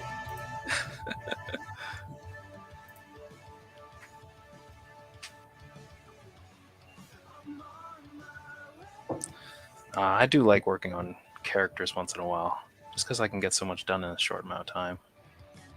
I've been waffling too much. I'm still on the pants.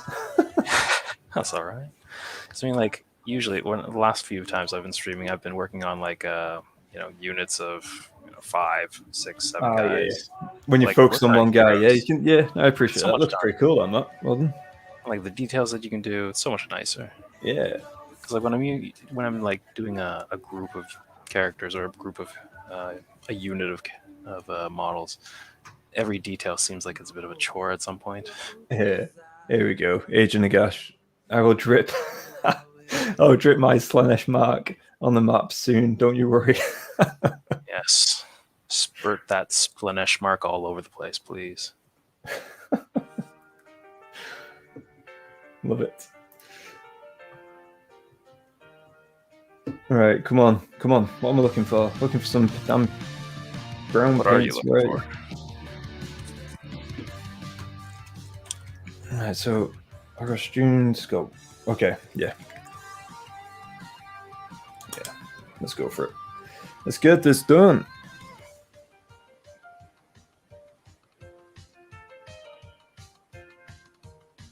It's not bad though, because all the waffling is let the paint dry. So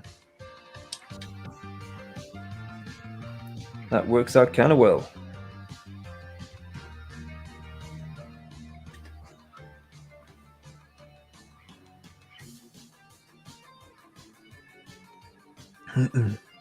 So Nagash, what are you working on at the moment? I know you're not thinking about what about your stuff. So by the way, guys in chat as well, if you're not checked out Agent Nagash, go check them out. Check him out even.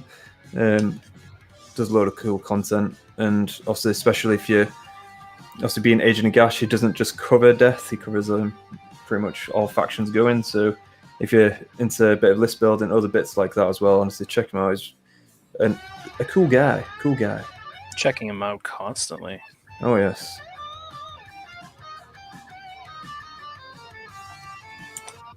Take that as you will, Nagash.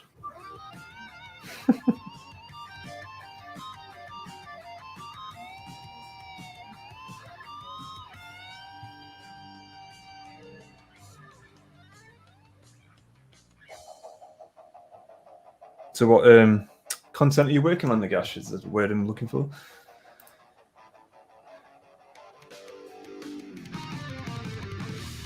Just dumped a girl I was dating. Just dumped a girl I was dating. Laugh out loud, mate. What about you? Really? Is it the same girl? Obviously, because I remember you. I remember us talking, and you were saying that obviously you were seeing someone and stuff. Really? I thought you. Oh, okay. Sorry to hear that. Don't obviously don't know much about it, but it's never. I'm assuming it wasn't a good thing.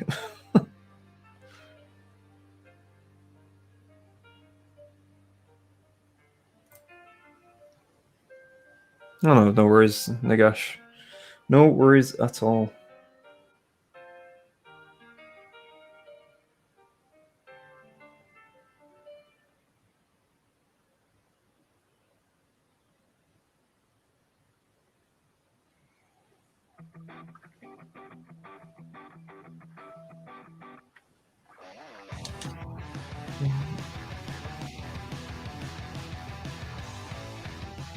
Got my concentration face back on. Hence the silence.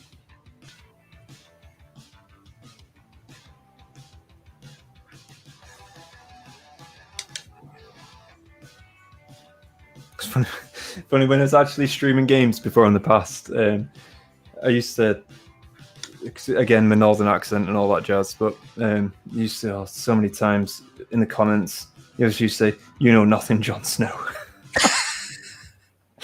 So I was playing Total War Warhammer, and these guys used to be entering tournaments with and stuff, and they were a good laugh, obviously. But are there tournaments for that? Oh yeah, massive. Yeah, I had no idea. That's cool. Yeah. I didn't do amazingly well. I did all right, but yeah, some of these guys just know the list inside and out, and a lot of stuff. And I was like, yeah, okay. I just clearly don't. I mean, like when you play anything at a competitive level, they're just, it's just next level stuff. Next level, yeah. Can't really compete if you're just, casual. Well, it's just enjoying what I was using, but not just that. It's, clearly this wasn't picking the right units. I mean, depends on what you're wanting to do with your games. Because I mean, if you just have fun with it, whatever. As long as you're having fun with it. No, of course. I mean, it's like elite list ever. Yeah, I mean, I entered these tournaments obviously with a goal to try and win, but some of the list building though that these guys had obviously were next level, and one of the what was it now? I think I was Bretonians and he was Wood Elves, and he ended up camping in a forest, and I had Cav, and you don't really know who you're up against until you're closer to the time, and I was like, well, I've already got this predefined list against Wood Elves. It's worked out quite well. This guy chose like so many, because normally we'd expect a few tree men and all that kind of stuff. He took one tree lord and a lot of like archers and like hawk riders and stuff. So I was like, I didn't take any bloody air cavalry, and I just got boned.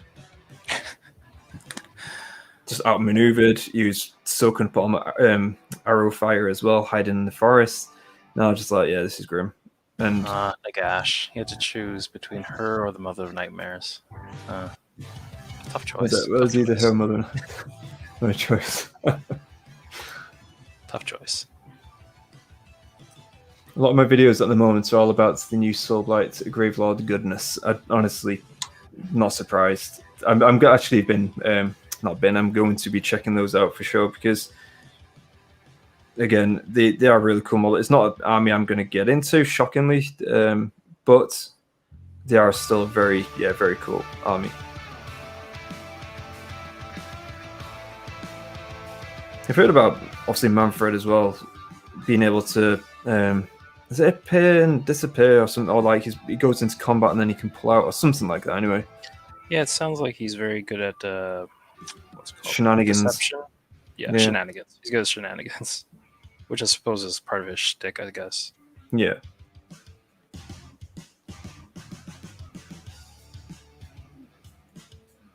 Obviously, then you have the all cavalry kind of play as well, which is pretty cool. Yeah, I plan on going into that if I get them. All Blood Knights, that'd be just be awesome.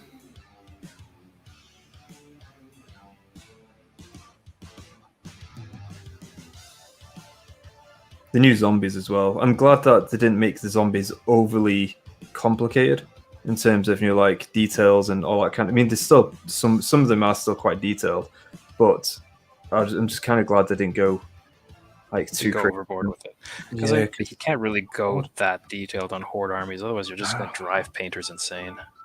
Well, that's it. I was just like, if I was to ever do like it, if I was to ever get the Soulblight army, then I would definitely go hard with zombies, because I just love the idea of it. I'd be like, whole massive zombie horde. They won't do very much probably, but I'm just like, it's the idea of that.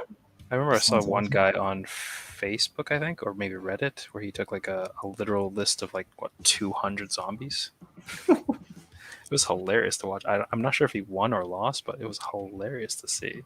I can imagine. It was like a zombie apocalypse, basically. Yeah, that's it. That's what wall of corpses. That's what I'd love to do in like on the campaign map as well. I'd have my zombie horde just marching along, just them destroying everything. The zombie horde would be a location marker. I would put that as a location marker. Oh yeah, for sure. The horde is here now. Yeah.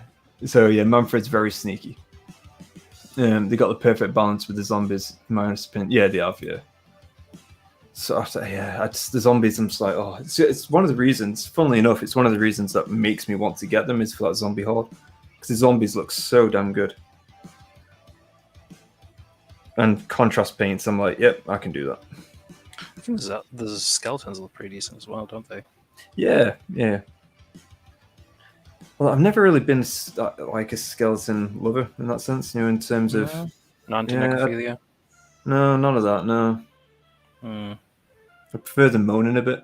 Yeah. All right, the groaning and the moaning. That's why you like the zombies. Exactly that. I don't know. I kind of like them when they're quiet. Yeah, you like him a bit bony, don't you? Yeah, a bit bony.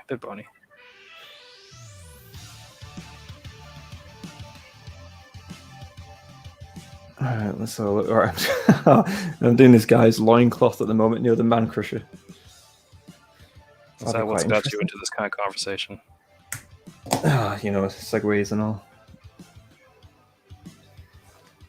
But yeah, so we've got quite a few, going back to this, we've got quite a few locations. I've got my Skaven, which I'm planning to put down in the Iron Peaks, and I do have Ideneth, which I am aiming to place, I don't know, probably... So I'll tell you what, Matt, a good location is, although it's a bit like landlocks, is the little ocean in the center there.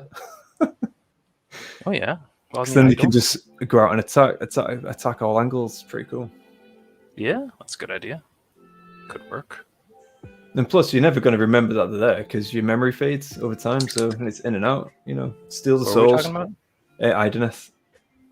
Oh, okay. Yeah, that's a cool idea. So, what were we talking about? Good one. I was wondering how long it's going to take. I was like, he's winding me up. Yeah, he is. I like it. Appreciate that, but not at this time at night. It's not that late. It's only, 11? 11-ish. Oh, yeah, 5 past, yeah. It's not that late yet. The night is still young. Oh, man. I think I'm just dehydrated. Yeah, so am I. Right, let's get cracking on with this. Come on. Stop procrastinating. 2+ stuff. There you go. He's just come back to us now. He said he should be able to get it done by tomorrow. Oh, cool. Well, that means I should get going on my voice acting bits. Yeah. It's just so hard because, life. Yeah. Well, so much life stuff going on. Yeah. No, I was going to say, Matt, as well, if you do need a hand with that, as that kind of side, the narrating for this one. Because obviously I know we've taken turns in the past when you've been quite busy. So. That's all right. I think I'm off next week, so I'll probably get a bit of time to do some recording. I want to get my my faction lore Ooh, narrated out as well, because that's that'd been be written sweet. for a good while now.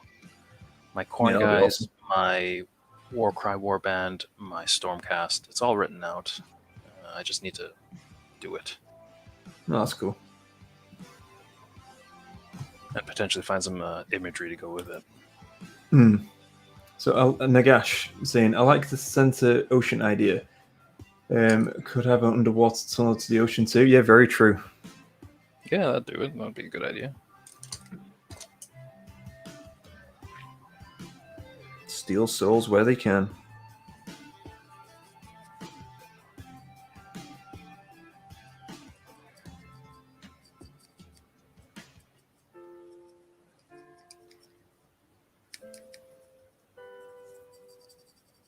It's like what I found quite not odd, but because obviously I like it because you can use it. But in Warcry, where you can actually for Ideneth, you can actually have the Achillean King as well.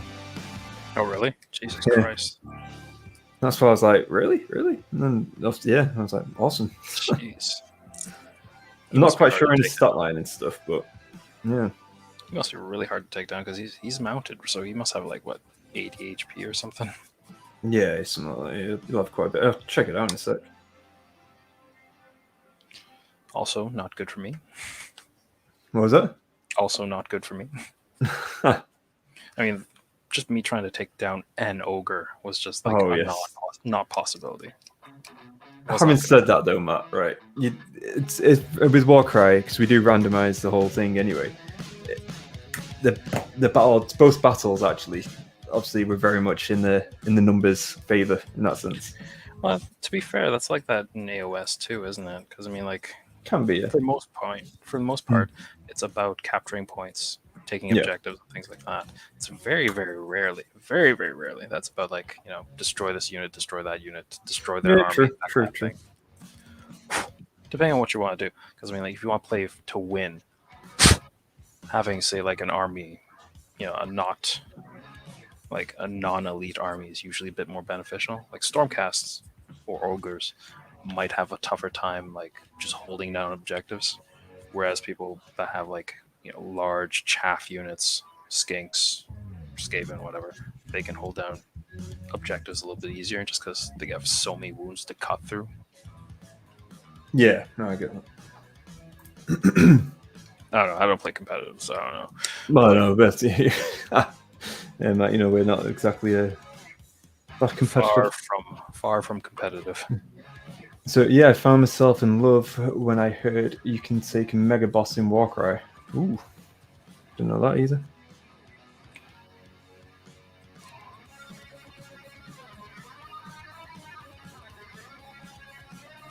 Yeah, I didn't know about that mega boss. That's pretty cool. I think if it was to get a little fact, that's one thing I love about Warcry is you don't need to invest too much. Yeah, start little. Huh? You can start little. Yeah, exactly. Yeah.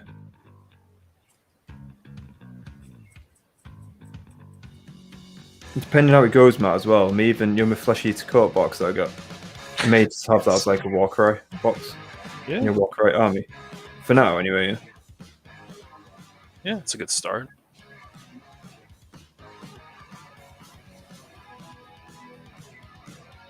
It just means that it just means that I can start using them, obviously in Warcry as well, rather than just having to constantly, think, oh, got to do this whole lot. Contrast paints obviously will help towards that, but you know what I'm saying. Just get some on the table. Cool. Right, is Panzer there? Is Panzer present? Hey, big boy. Don't know which you're telling that to your age, but I think you're saying about the mega boss. I know it. Or maybe about your Gargant. I don't know.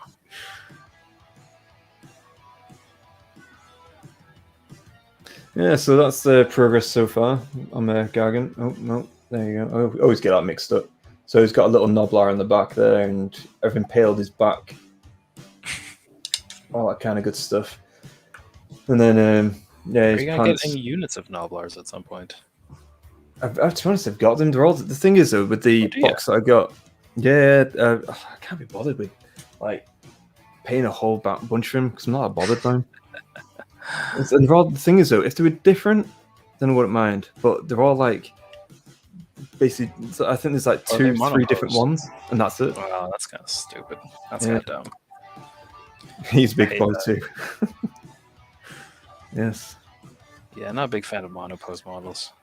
No. That's why I'm just like, ugh, no, I'm good. But I tell you what, this giant kit though, this Man Crusher kit, I really liked it. I thought it was pretty cool. You get so many different things. I've got some cool potential objective markers now as well, from the box. Oh yeah. That I can just also convert into objective markers. Yeah, I've heard that a lot about the Gargants and the Mega Gargant kits. They give you so many accessories and things that you could potentially add, and if you don't, then you just have a load of like cool bits to use. No, yeah, massively so. Okay, so let's think about the cloth.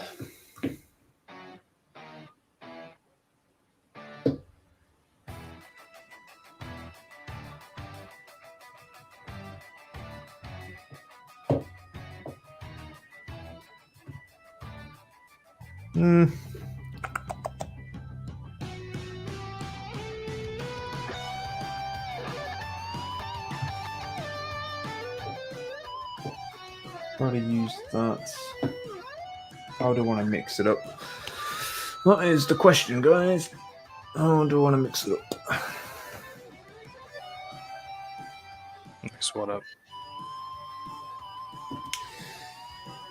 So I've basically got a good number of browns, and I'm just thinking about what to use for this cloth at the front.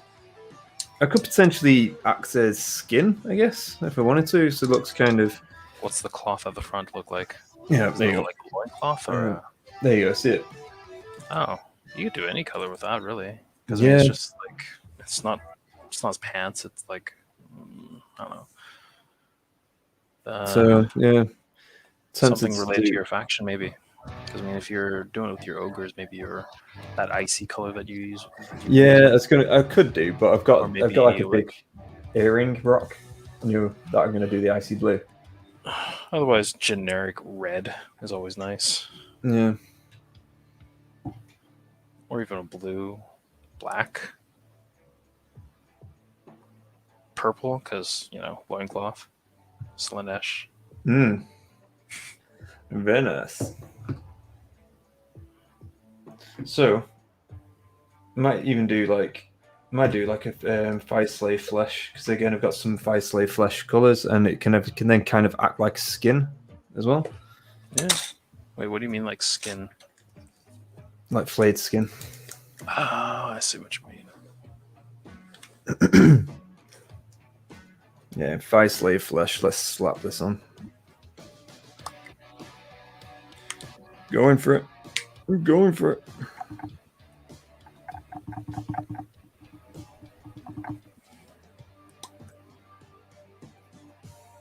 Could always do a bit of dried blood. I've got I don't know how the Karabberg Crimson. Yeah. Yeah, so I could do like just bits of that over the skin as well. Yeah. That might look pretty cool.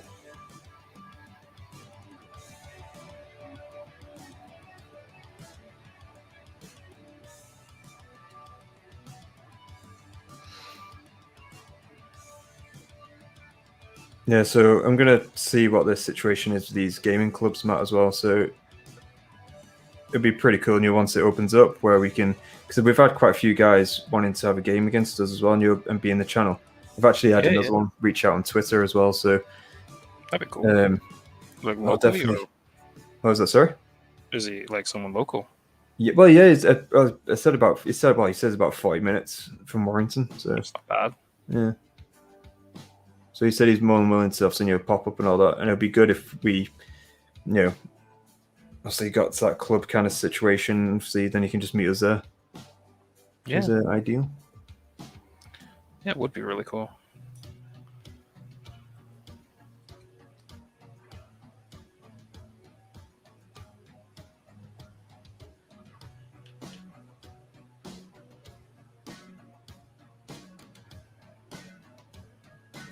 Okay.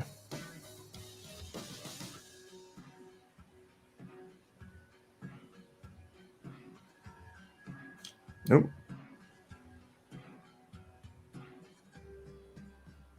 Yeah, that looks alright, that. I'm happy with that. Bit of a good old Fire Slave flush. Right. You know, I'm gonna have a look at the website. Let's have a look.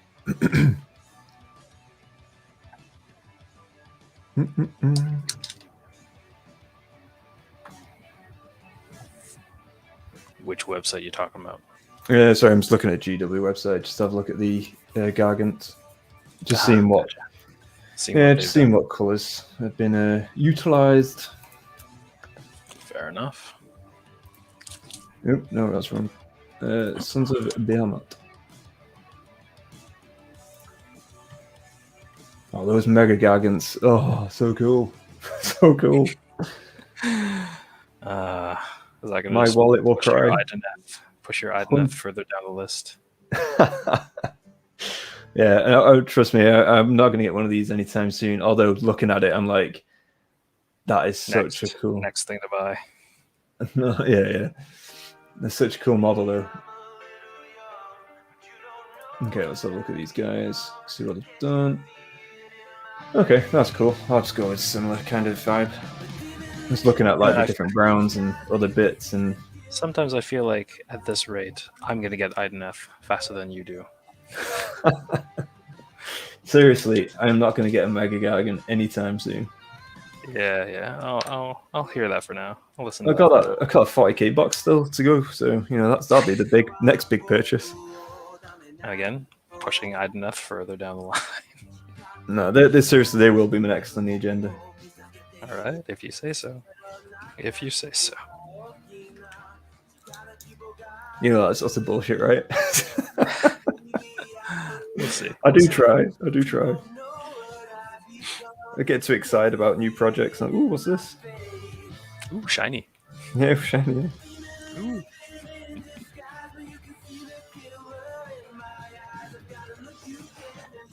It's both a blessing and a curse.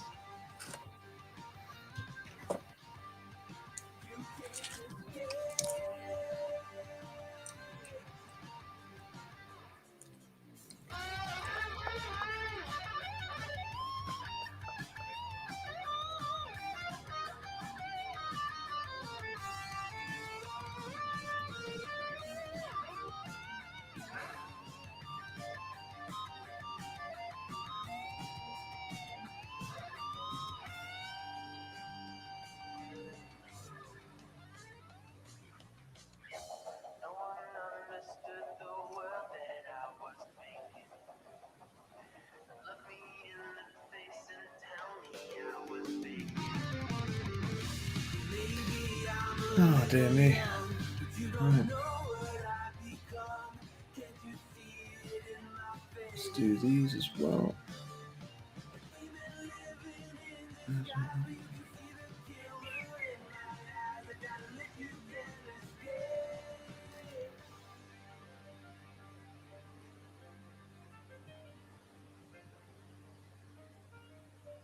Radio.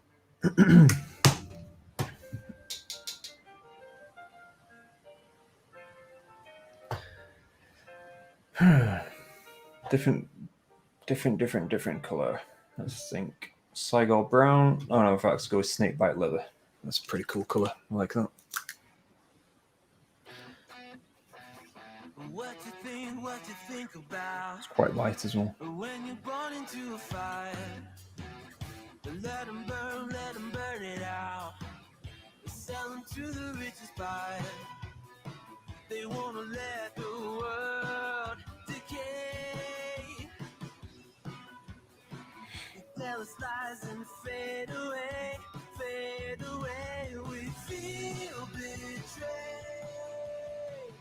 We were raised to lose the race. Wake it to the back of the pack, kill it anyway.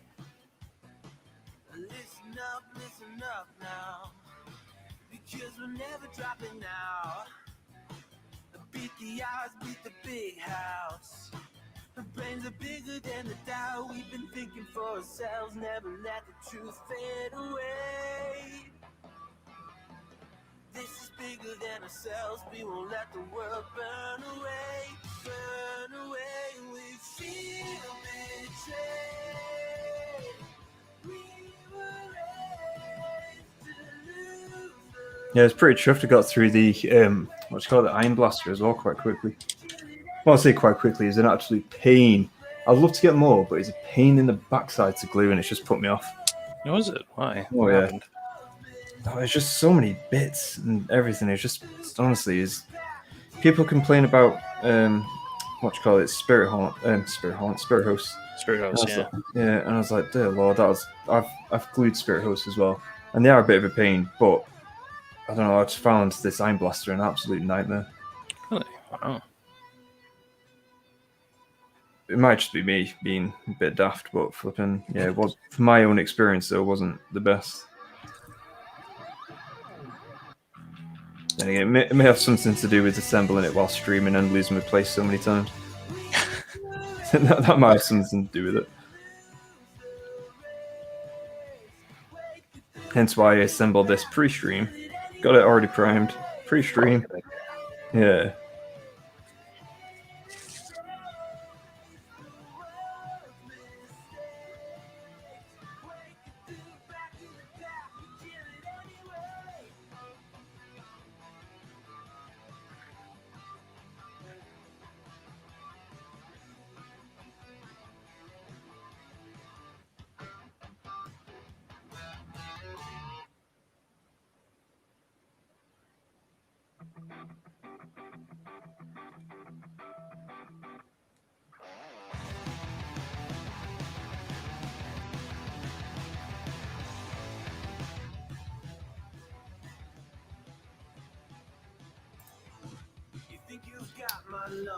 Mango Smasher, thank you for the follow on Twitch. Thank you very much. Love me a bit of Mango Smash. And if I'm not the soul of your design, I blatantly decline your remedy. Don't box me in. Don't, or I'll leave. I'd rather be a dreamer. I'd rather be free. I'd rather be a leader. I'd rather be a queen. I'd rather be a singer in a trashy cover band. I'd rather be a poser. I'd rather be seen. I'd rather be a poser in a magazine. I'd rather be pretty much anything else than your machine. Not balls. Missed a bit of chunk of skin out. Are you doing the balls on him now? That's impressive. Look at that. Oh, yes. Oh, dearie me. How can I miss that bit of chunky art? Is actually close to the arse as well. It's big chunky thigh.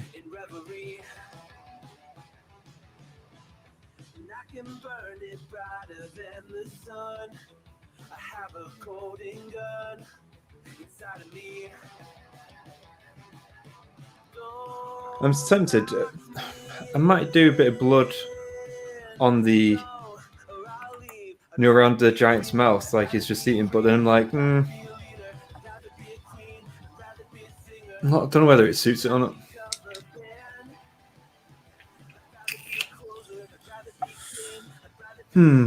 Choices.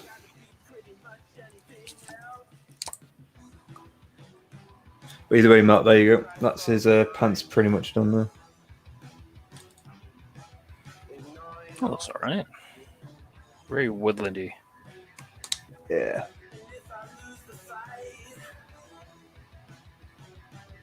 He's from the Iron Peaks. Basically, when my ogre titan slain the Mega Gargant, he was basically his whipping boy, and so now he's become the tyrant because he's like, ooh, stronger man, a stronger ogre. Ooh, I like the strong man. Strong man, and then so he's decided to put his allegiance to the tyrant, ogre tyrant. Fair enough.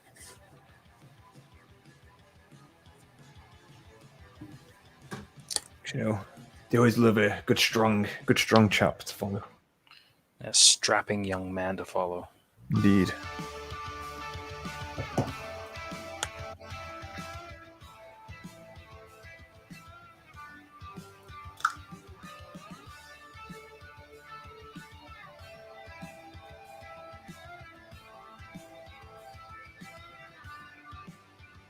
How many people we got watching overall?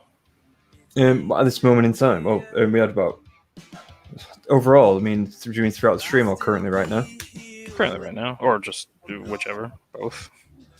I don't know. We've had about we had 4 a second ago. That's about 3 right now, and then it just goes. The highest we've had at one point, I think, was around about 9. Not bad. Yeah, because obviously we don't really. It's not something that we announce. It's like always last minute. Our streaming, because obviously with the the way our lives are. Well, that's the thing. You can't really. It's hard to schedule these things sometimes. Yeah. Just because this is not our full-time job. Oh no, for sure. Not by a long shot. Nope.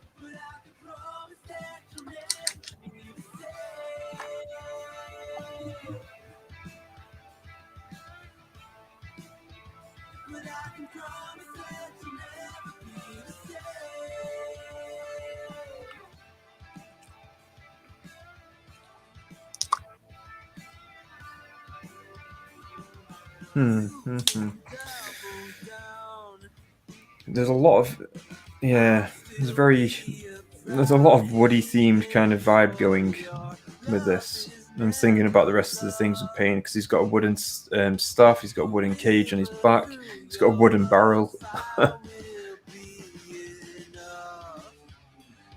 All different types of shade of brown, which is all good. It's alright. Just give him like cute, interesting highlight colors, and that'll be good enough. Yeah. I mean, in all honesty, I think it'll look good regardless once it's done. It'd be to a decent standard for sure. And again, he's from the Iron Peaks, so he's. I'm just going to say that's the stuff over there.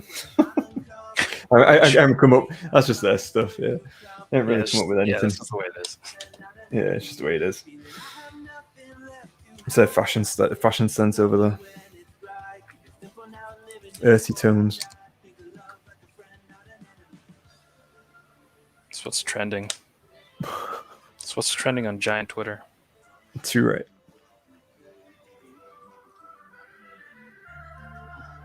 Okay, so let's have a look at. Okay, what I could do is cloth on his arms slightly different. Just that bit of variety, why not?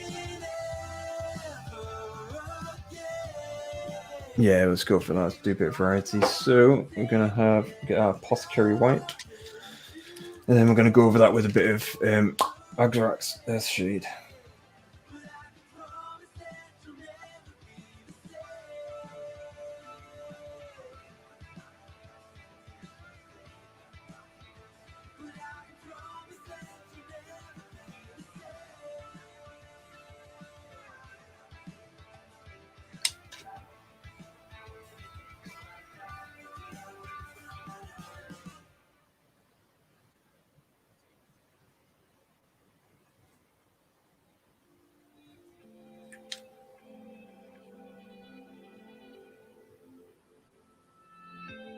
I become a little too shy for love. I've been hurt before, all sparing love and war.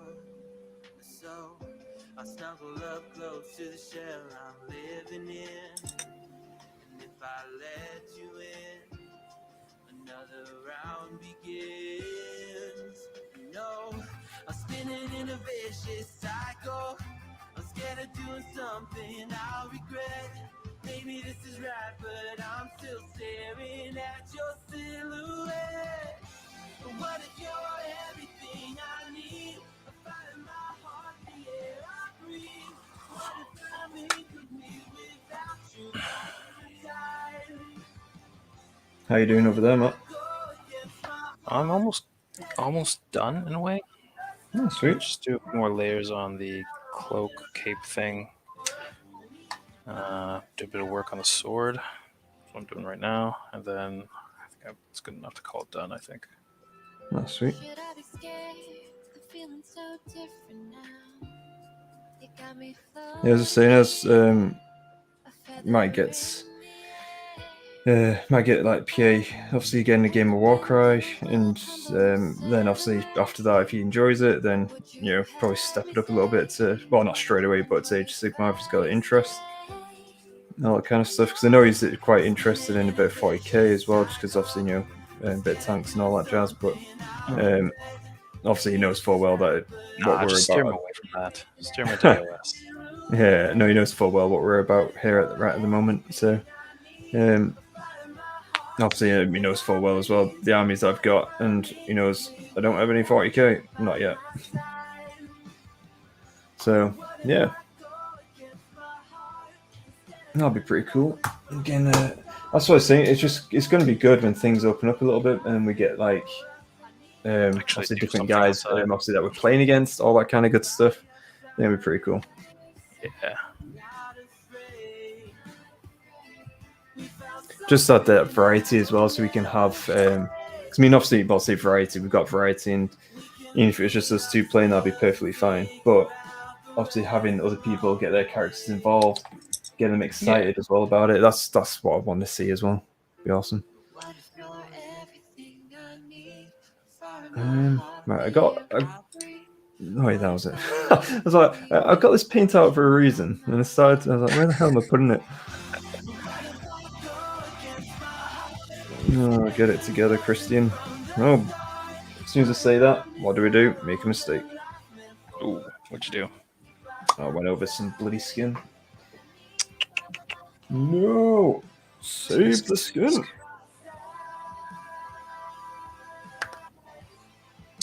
I'll be right. I need to go over a little bit with the skin. Well, I've missed it anyway, so I can touch it up a little bit there. That's no problem. I mean, for the most part, this hobby is pretty forgiving for mistakes. Painting-wise, at least. Unless you're an elite army and roll a lot of ones. I mean painting. Yeah. Yeah. The kind of how I play. That's less forgiving. Yeah.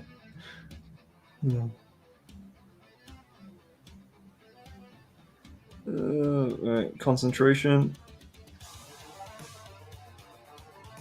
Yeah, we need to open that glass case as well, and you're from those guys, and get that video sorted as well. Because it's been, in all honesty, right? We have been in lockdown for a while. Lockdown.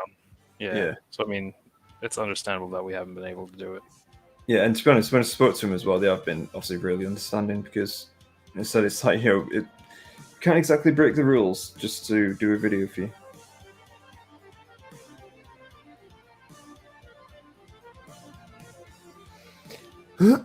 Pardon me.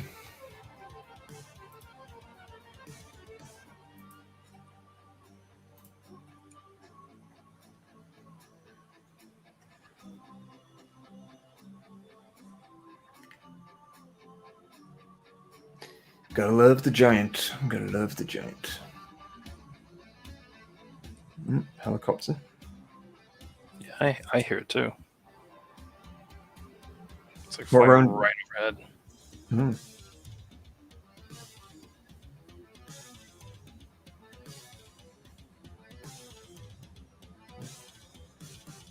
I've been hearing it a lot lately, actually. I don't know why. I was gonna say, yeah.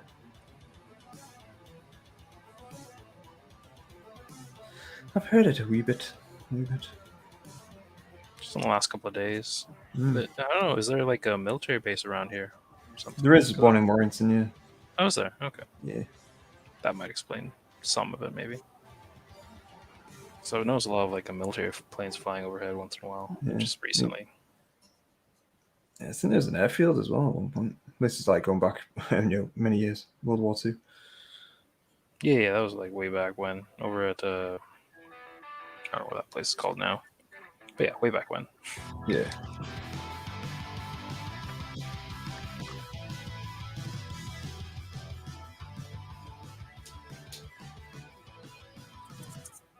Oh, there you go.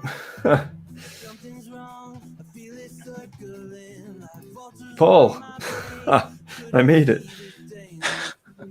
Yes, you Hey, did Paul. indeed made it. How's it going?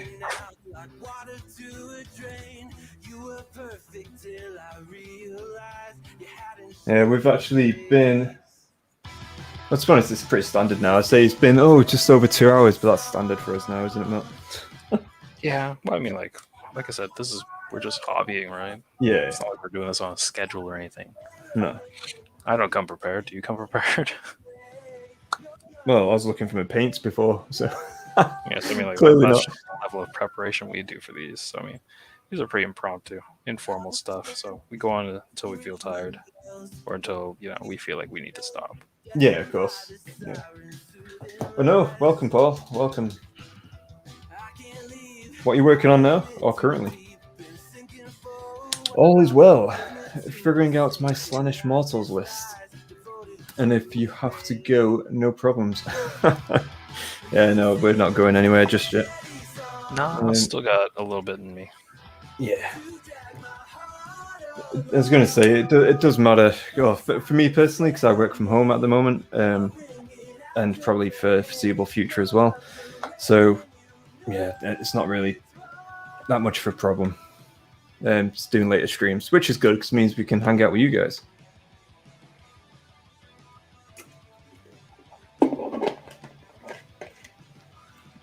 Say, Paul, what are you working on at the moment? I know you're doing your Mortals list. I was thinking more like painting-wise. Are you painting anything? All right, let's get the Gullman's flesh back out. Where are you, my friend? There you are. I really do need a decent painting desk, to be honest, because it's so everywhere. Because my desk is purpose-built for gaming, not painting. Was it? I mean, like gaming, right? Yeah, because I was streaming games and all that jazz, and very much into gaming. So my actual desk isn't a painting desk, and I was like, now I've still got 2 monitors on the go. And now I'm looking like I've got a load of paints on my desk, and now, in fact, I'll show you the embarrassment. Well, so there you go. That's the paint desk. Yeah, it's all right. Yeah. So I'm like looking for obviously all the. In fact, whilst we got people in chat as well, having a quick look, I'm just gonna see how far this stretches around.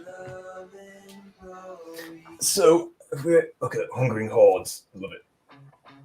So like see that. So we've got like obviously Matt, you know this shelf probably with IKEA. Oh yeah. So we've got like tons of those miniatures in there, and we've got tons more in the actual set of drawers that I had set up. All that kind of good stuff. So yeah, it's I need to venture into more shelving units and all that kind of good stuff. Yeah, me too. Well, I mean, I'm just using boxes at the moment. But yeah. Oh, so of course you're moving soon, though, aren't you? So. Oh no, I mean my army mostly in boxes. Oh yeah. Yeah. So Paul, not just yet. Planning later to repaint my boob snake Slaanesh mounted lord. Ooh. And then to figure out what to use has since the Wasp World is dead. Okay, yeah, I get that. It's such a cool mini though. I love that. I love that one. That's the with the mortal on top, right? Riding the snake lady, or the booby snakey. It's quite an old miniature though, actually, but it's really cool. To be fair, some of the old miniatures hold up pretty well. Sorry, what? Some of the old miniatures hold up pretty well. Oh yeah, for sure. Some of them not so much, but some of them are pretty good. All right, Nuno.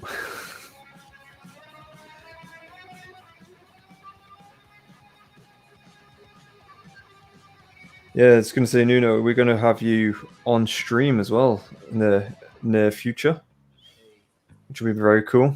Doing a bit of a hobby hangout session with yourself.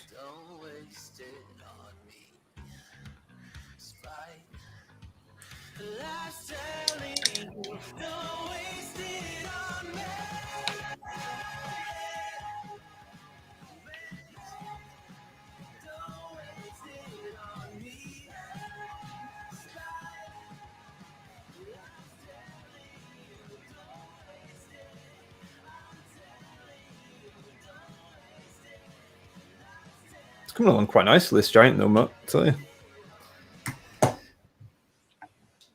Getting quite a bit done. Got the... I ain't got that much left. I mean, the Noblar's going to be a little bit of a pain. Just because of the angle I got it. Yes. Still metal, yeah. Vintage minis are great. They are, definitely. Got a load of the Lord of the Rings miniatures, Middle-earth miniatures as well. Quite a lot of metal ones there.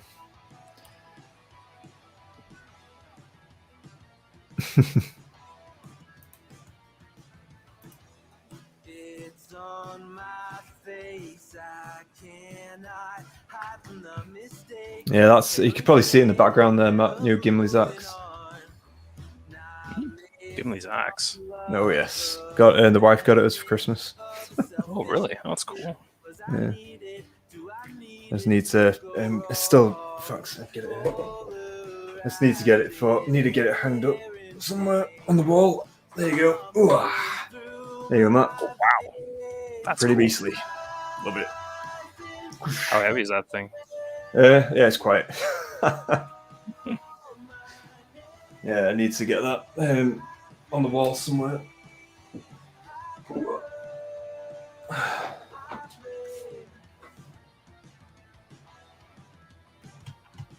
Whoa, okay.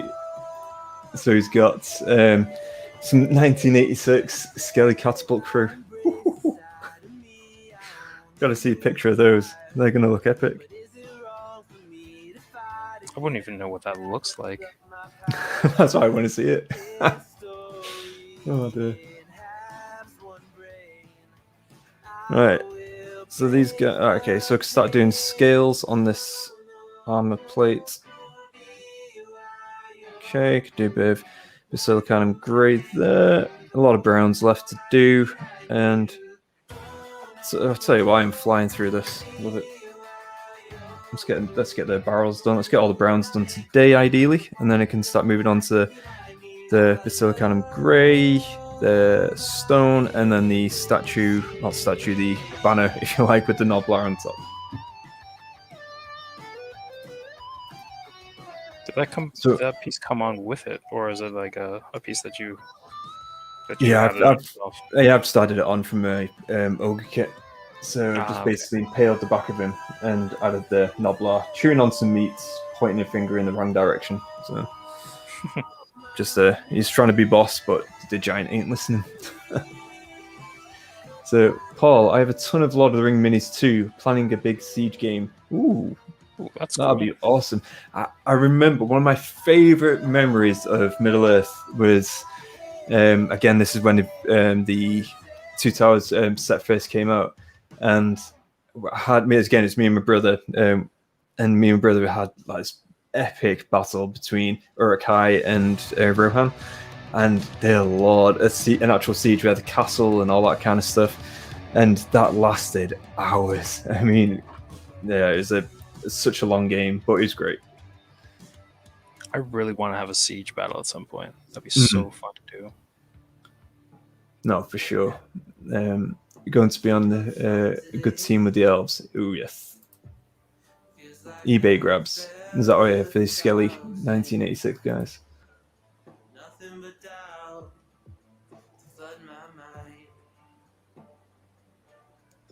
Oh, okay. I was going to say, model-wise, I mean, I've got a lot of metal miniatures still, but again, vast majority of mine now, because I did sell a lot of my stuff. This is I'll say years ago, and yeah, so I got rid of a lot of my metal miniatures. Went during that period of time, to be honest. I've still got a few though. Oh yes, they are definitely underused siege battles. I just want to say, I don't even know, Matt, is there any chat even like siege kind of rules? The new Age Sigmar kind of thing. Are they decent, or where did we find them? They're all right-ish. I kind of wish that you could do a bit more with it. Like I've written a few just like on my own kind of personal thoughts, Yeah. Like, there's some set siege rules in, I think, the General's Handbook, one of the Okay. editions, and also in the what's it called, Wrath of the Everchosen. It's one of those supplement books that we had like come out like sometime a year and some ago, I think. That has some siege rules. It's all right, but like the siege thing is all about the setup. It's all about the the defenders can choose to do X, Y, Z, and the attackers can do X, Y, Z, and then whatever you choose, it interacts with it in a certain way, and then it affects the start of the battle. But that's it. Okay. It doesn't change anything after the battle. I Right. wish it was a bit more dynamic compared to that. Like, my thinking is a siege battle should include like siege engines, ideally, if your faction has any, walls coming down, ladders going up, Yeah. battle going, like, maybe the victory point gets pushed inwards over time as the siege goes in, things like that. Or like, I don't know, things like you'd see in like Warhammer Total War, or not Warhammer Total War, but just Total War in general, siege battles, Yeah. and how that works out. Where you can break walls, scale walls, take towers, move into the city, take the fight into the city, that kind of thing. That'd be really I'll cool. tell you what, Middle Earth strategy battle game and stuff, that had a lot. That's got a lot of detailed rules for sieges as well, which is pretty epic. 'Cause, like, you have like mounted cavalry, you can actually dismount as well, all that kind of stuff. So yeah, so it's pretty cool. Wish we had something like that for AOS. That'd be cool. Yeah. I mean, like, if there's good rules for it in Lord of the Rings, maybe it's something we can port over to Age of Sigmar. I don't know. I don't know how easy or how hard that'd be. I was going to say, because there's a different rule set, obviously. So it's, but at the same time, it's the general like vibe and all that kind of stuff we can look at as well for the sieges. Yeah. So having a siege would be pretty cool. Yeah. What I want to get is the, what's it called? The Mighty Fortress. And get that. It's a terrain piece that they used to bring out. Is that the old fantasy one? I think so. I don't know. So if it is, I had that. You had that? That's cool. Oh yeah, just years and years. That's what I used for Middle Earth strategy game.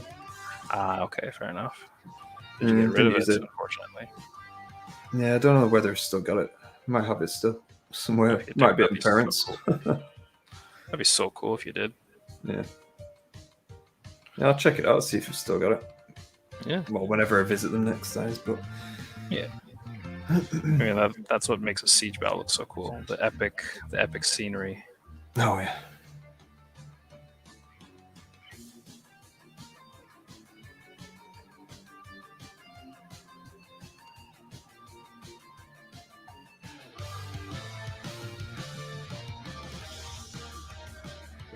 I'm losing track of chatter. As was only a victim then, the real hero was Matt and Justin. Okay, so Matt and Paul are talking about the Nova sieges. Ah. So the new rules were the alternative to the old ones. The old ones were in 7th with too many rules about ladders and walls and wounds, etc. I understand why they went with obviously pre-battle effects. Because I mean, it depends on what type of siege kind of style you're going for as well. Because I get it, where if you think it's too complex or over. Yeah, that's true. If you don't want to ruin the game as well. It makes it kind of bogged down in just rules and rolling, which isn't very fun either. There has to be like a good compromise between the two, though.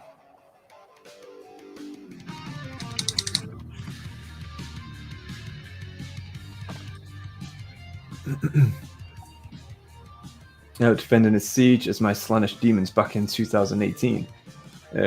I betrayed my own faction and helped sack the city as part of forming my own faction in the Dawnlands. That's pretty cool. Ooh, that's so cool. I like that. See, that's the kind of story I'd like to have.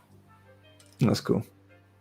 My own faction, he says, as he opened the door to the invaders and runs away with the contraband.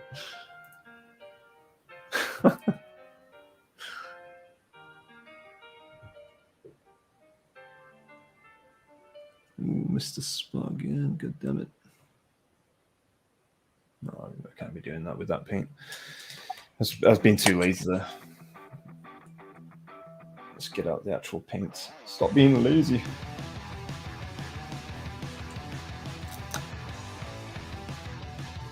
Yeah, might as well. The stream wise, because I'm looking at for this next one coming up.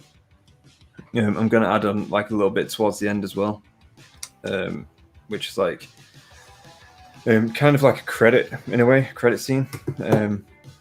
Say like who's narrating, who's the voices, who's the guests, and who plays what voice, and all that kind of stuff. Just to add to it, towards the end, which I think would be pretty cool. And yeah, sure. Yeah, so it's doing that kind of stuff just to add to the whole story impact that we've got going on here. So, and also when we do have guests on, it also gives additional credits. I always give credit in the description of the videos, but yeah, it'd be also good to have that as well. Yeah.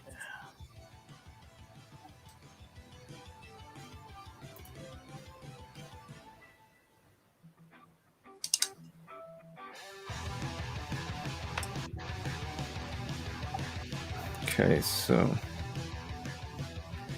missing spots everywhere. You only ever notice after the fact. Oh yeah, because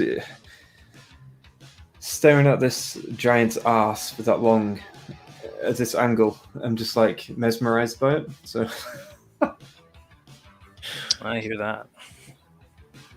No, it's just flipping. Yeah, it's just bits here, there, and everywhere. It's like, oh, irritating. It happens. Nothing you can do about it. No. Okay, let's get cracking on with this darker brown bit here now. Let's.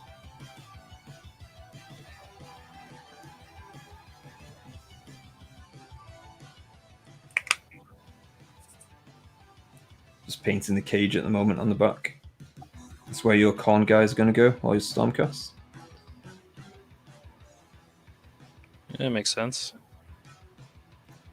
Probably Yeah, have better we luck. need good food to bring back to the cauldron.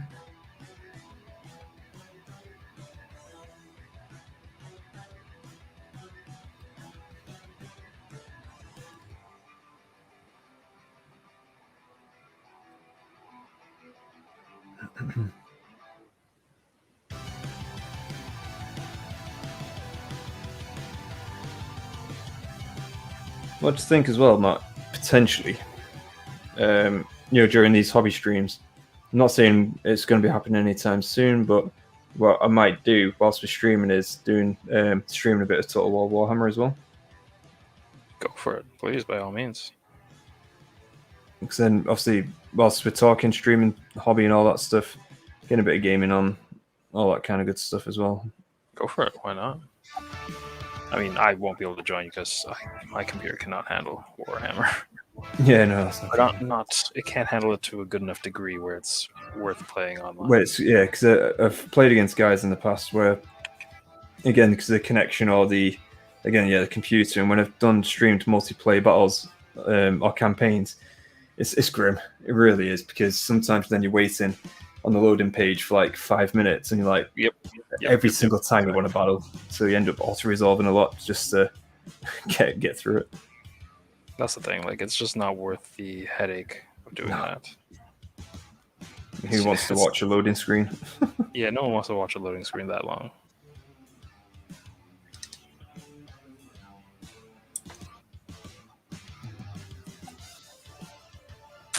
Well, I was thinking that, or potentially, just any like Warhammer related games as well. Have you heard much about Stormbound, or is it Stormground? Stormground. Yeah, well, I have a little. Well, not in terms of like so much in gameplay, but more around the. Obviously, like they did like a little Stormcast quick release, didn't they? I think they're showing off the Maggotkin as well. Oh, right, okay. No, I don't think it's pretty alright, I think. Yeah, I might get into that. Just I mean, I like tactic games. Yeah, me too. Yeah. Matt versus Christian. Let combat commence. Cannot guarantee I'm any good at it, though. No, same. I'll never sell myself saying I'm the best kind of. Well, then again, Agent Agash, he's obviously I think he's gone now, but obviously invited me on for Total War Warhammer, and I did tell him that I'm pretty decent, not like world beating or anything, but I said I'm pretty decent. And he went, and I said I won't go like I'm not going to choose ridiculous units or anything like that. Do you want to do head-to-head campaign? It's a bit more fun. Because obviously you just it's just more fun. So we ended up doing that, and then after a while we was like, yeah, let's just go co-op. But that was fun as well. Joining, I think one of the battles that we had was how was it now? We fought against dwarfs. It was. I had an undead army. Oh no, I had an orc army, and Agent Agash had an undead army. And yeah, it was like just going charging against the dwarven line, and it was brutal. I mean, we got massacred.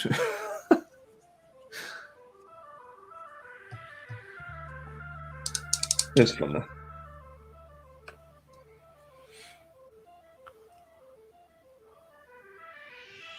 Okay, I think I'm good enough to call this. Happy enough with this guy to call him done. Sweet, yeah, that's all. Just let me get him slotted in. All right, yeah, no worries. There he goes. Oh, very, very cool. He looks awesome. I'm loving the colors. Thanks. I had really fun with that. There's like a couple of different shades of gold and silver and blues. Yeah, so he's my awesome. unmounted Lord Celestant. Buttons. I really like that. Looking forward to putting him in the cauldron. Nope. Gonna, yum. Gonna slay me a lot of giants and ogres. Nice. Hopefully. Yeah, that'd be an interesting battle as well, because if, again, like you said, Matt, you've never really fought against ogres. I've never used them. And then now I've used them, you fought against them. Obviously, and then if you use Stormcast, I've not fought against, obviously fought against Stormcast, but not with me ogres. But yeah, I think it'd be interesting. I'm thinking I'm going to have to fight them a little bit less headstrongly. We'll see, though. We'll see. I mean, headstrong's my kind of style, but I need to work on that. Come charge. Yeah, no, not against ogres. Oh, Matt, though, you got to admit, though, my rolls, when I charged in first time with my Ogre Glutton unit, how bad that was. I think it rolled about 20 dice and not got a single 6 or 5 or 6 even. Yeah, well, you didn't need it. Not in the end, no. But not at all. Still quite grim. Because when you killed the, Shred, first round, when you killed the... that was like the only kill I got, really. All the other ones were just like very minor. Yeah, well, I thought that was like a showing of things to come. I was like, oh, grim. Because obviously not using them before, then it's like, ooh, actually quite tasty. Well, I think that's the bane of most elite armies, mortal wounds. You do notice when one dies. Yeah, you do notice. Like, it is a big effect when one dies.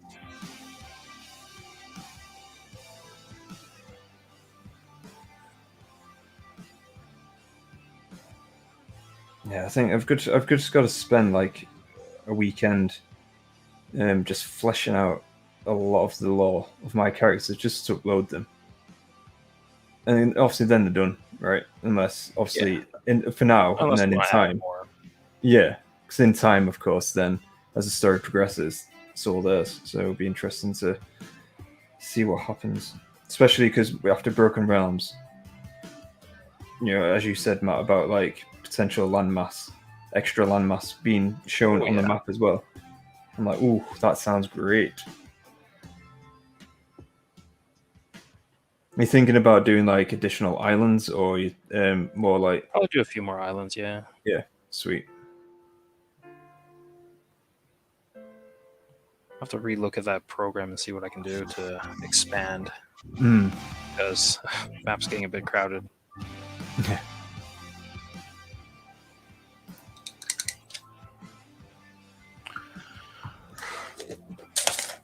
All right, I think I'm almost onto the barrel rider.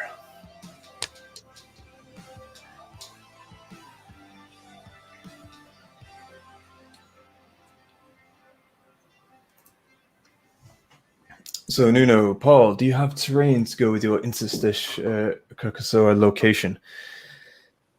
That realm gate, I don't know whether that picture that you put on the Great Weave, whether that's part of... It's a Slaanesh Endless spell, I think. Yeah, Endless. Yeah, sorry. Yeah, you're right. That would be pretty cool. And as I think we talked about it before, but we're looking to obviously get those pictures from you of your miniatures or your gate or your obviously Endless spell kind of thing. And then we can then flash and incorporate that into the battle report as well, which would be very cool. Depending on what happens, of course. That'll be in there for sure.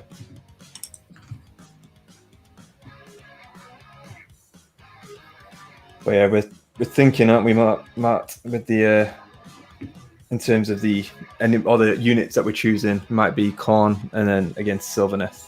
Thinking.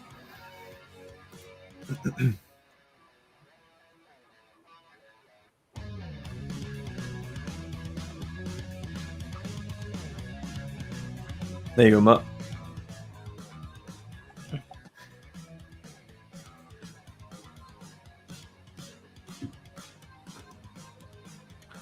Oh, I wish. I want so much. Like, I've been looking at terrain on eBay lately, which is probably bad, but I want to get so much more terrain that's like, themed for each area, different types, different styles.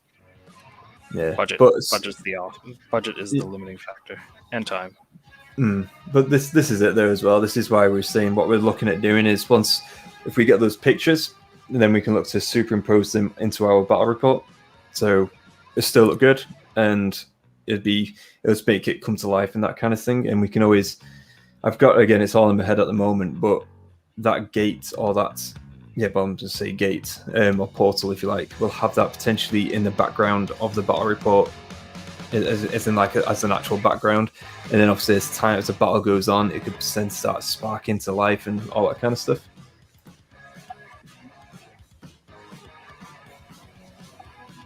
Yeah, so it's the terrain. Yeah, it's Endless Spells or the terrain piece. Yeah, you're right. I have a terrain picked up for Carcassonne itself, but don't have space to buy and paint it. Yeah, know the feeling.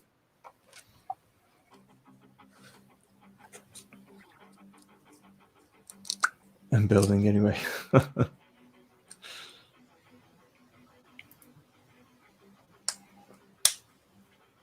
Yeah, I mean, like, I'd love to have like themed terrain for like specific areas or named areas, key locations and whatnot. But buying a separate terrain piece or buying separate sets of terrain for each and every location, not within my budget range. Nor do I have the storage space for that kind of thing. I mean, I was looking at that website that I sent you, Matt, about the certain terrain pieces. Yeah, so I'll be looking probably again in those again in the future. But one of them that when I was scrolling through, that like a desert kind of terrain as well. And like the stones and all that kind of stuff. So which would be cool for like you're fighting in the Beastland wastes and stuff like that. And we need to get some like I don't know like very death kind of related terrain for. Also, Amethyst Peninsula and that kind of stuff as well. I think that'd be cool. Yes, Paul. So yeah, just honestly, mate, send those photos through when you can. That'd be awesome. Obviously, we're not there yet, so you got plenty of time, obviously, to get that to us. But yeah, that'd be cool. So Nuno, so I'm building lots of big stuff out of heavy cardboard. Okay, styrofoam and MDF and plaster and all things. Wow, I honestly massive credit to you for doing that. My skill set and all that kind of stuff for that, isn't there. Yeah, I'm looking to do that once I move house. If I can get a bit of garage space to do that kind of thing. But even then, that's time is such a huge limiting factor. Yeah. So, any angles you prefer to make this make things look right? Well, yeah, I mean, I suppose what I'm in my head, how I'm picturing it at this moment in time, because when I start editing the video and stuff, is the Fiend of Slanesh. So in essence, the actual portal here. So how I'm picturing it is that will be in the background. So what we'll do, I think are we going to do it over like 2 or 3 kind of battles? Yeah, kind of like last time, having like a bit of a campaign go on there. Yeah, we'll just start that'll like kind of summarize probably chapter 2 as well, and then we can start moving on to chapter 3. So that'd be, I think what we'll do, again, what me and Matt will discuss, of course. But I think what we'll do is we'll do the end event like that, and also I think when Broken Realms comes to an end, the books, because obviously that'll then have an impact on the whole Age of Sigmar kind of thing. I think there's only Kragnos who's left, and once that comes out, we'll have a better position and understanding of what happens to the mortal realm. So then we can look to obviously change the dynamic of the pocket realm as well, our interstice. So when that comes to an end, we'll also have the end event, which would then bring in your realm as well, your realm gate. So I think if we concatenate both together, and then that'll be the end of chapter 2, and then we'll move into chapter 3, is what I'm thinking anyway. But we'll discuss that anyway, in terms of what it is you think's best as well.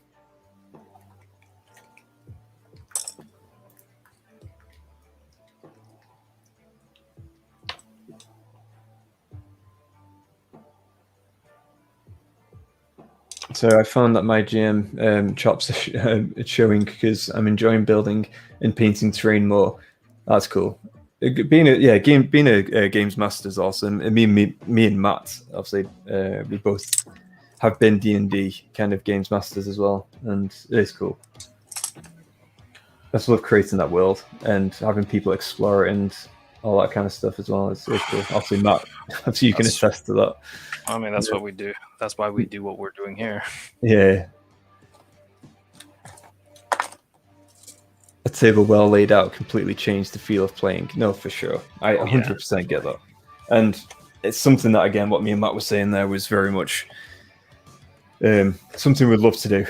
Get the terrain pieces out for each region and all that kind of stuff, which more than likely will come in time. Because again, we don't need to spend. Because again, this place I was looking at, it's a bit pricey, but it comes pre-painted. So I'm like, well, I think of my time as like money spent as well. So I'm like, if I was to get this piece of terrain and spend time painting it all and all that kind of, I'd be like, I'm building it. I'd be like, I'll do it. Just want to get someone else to do it and then get it sent over. So I think at this moment in time, purely down to time and all that kind of stuff, is that I would probably look towards doing that. Obviously purchasing and then just purchasing and then having the terrain pre-painted, obviously sent to us. I think that's what we'd lean towards. But if we have time to obviously build our own, that'd be awesome.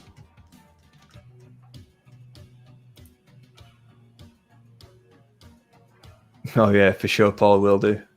But yeah, so what I'm thinking about, if I kind of went on a tangent, but what I'm thinking about in terms of the Fiend of Slanesh icon or portal or gate is our first battle report. You'll be quite far in the distance, and then the next stage it'll be a bit closer, and next one it'll be a lot closer. And so it's always going to be in the background for the 3 battles. It's just at different distances, and yeah, that's how I'm picturing it at the moment. In terms of obviously editing and stuff like that.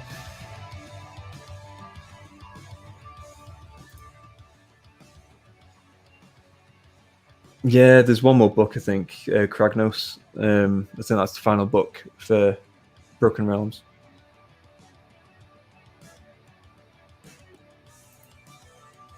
And do you do commissions?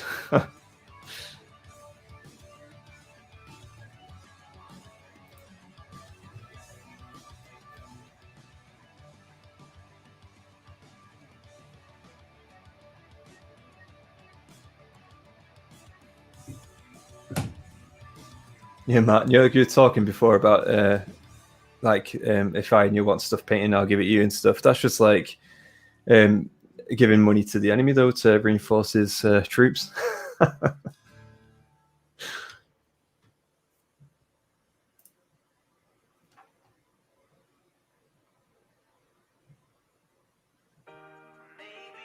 So flattered to hear that I could start finding buyers. Unfortunately, I don't think I have work schedule or space at home to allow me to do commissions on a time or absolutely decent. Yeah.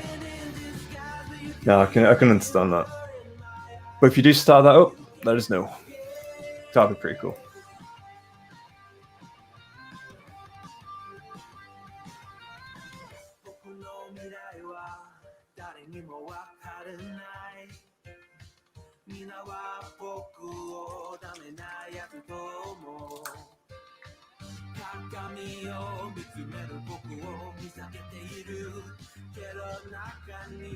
Ah, you bugger.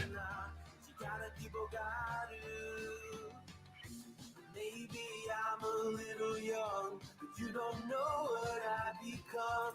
Can't you see it in my face? Use magic, W cardboard, honestly.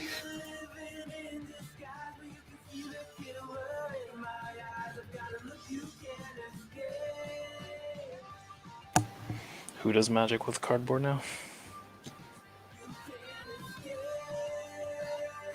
Yeah, he does magic. Yeah, but the cardboard. He's on about the cardboard terrain, right? Ah.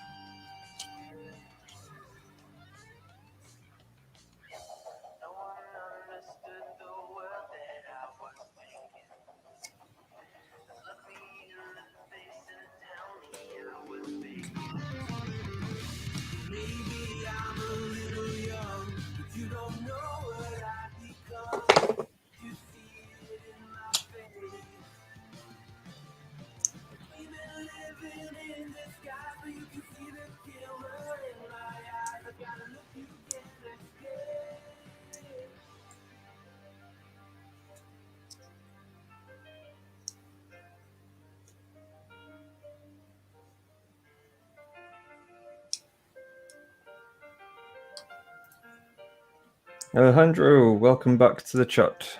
Welcome back, Alejandro. Glad you could make it. Mm.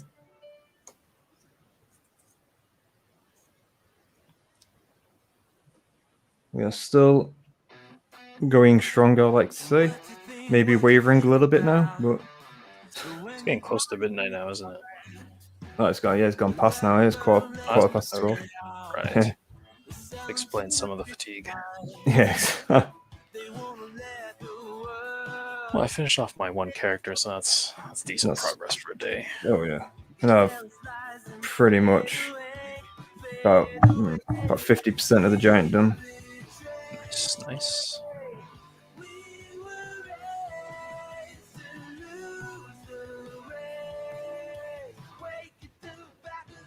It's the beauty of doing so many different types of browns. Just when they do, collide with each other. It's all right. It's contrast. All good. All good.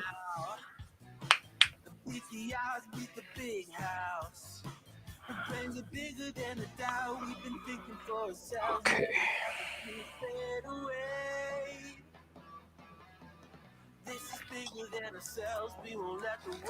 I can share some of the stuff I've made for events on Discord.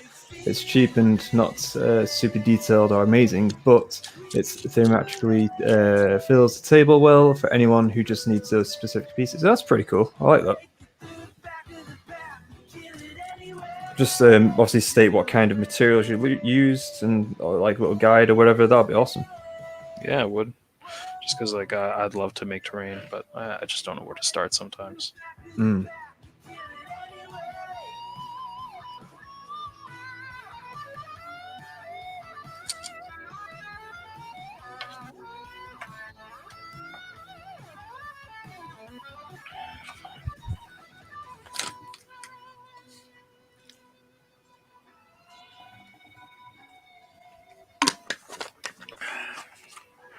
Okay.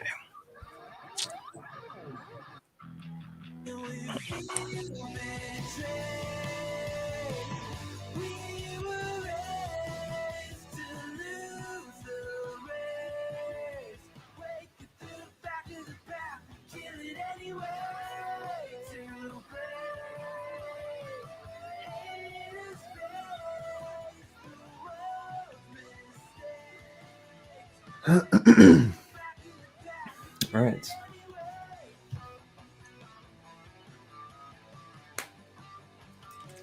I think the cage is almost done.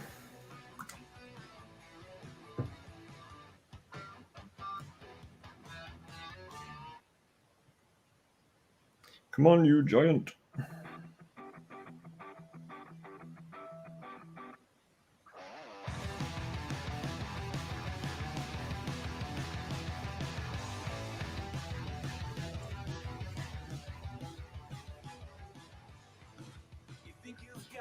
Number figured out, a motive born in drought and brevity. And if I'm not the soul of your design, I blatantly decline your remedy. Yeah. Okay. I mean, no doubt when I see things in the light of day tomorrow, there's going to be quite a few. Oh, missed. Oh, missed. Oh, missed. Yeah, it's all right. Be all right, won't it? It is what it is.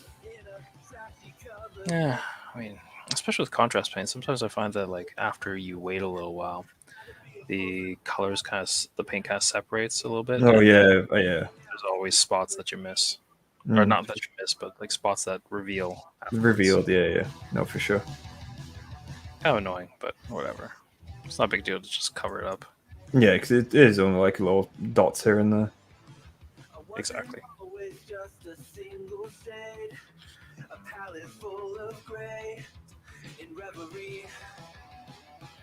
A palace full of gray. Is that what he's saying? How fitting for this hobby.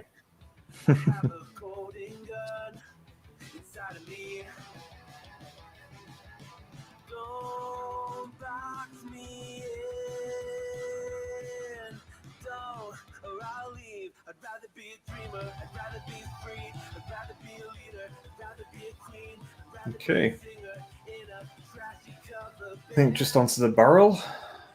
Every time I see barrel, it's just like, here, ball rider. Ball rider.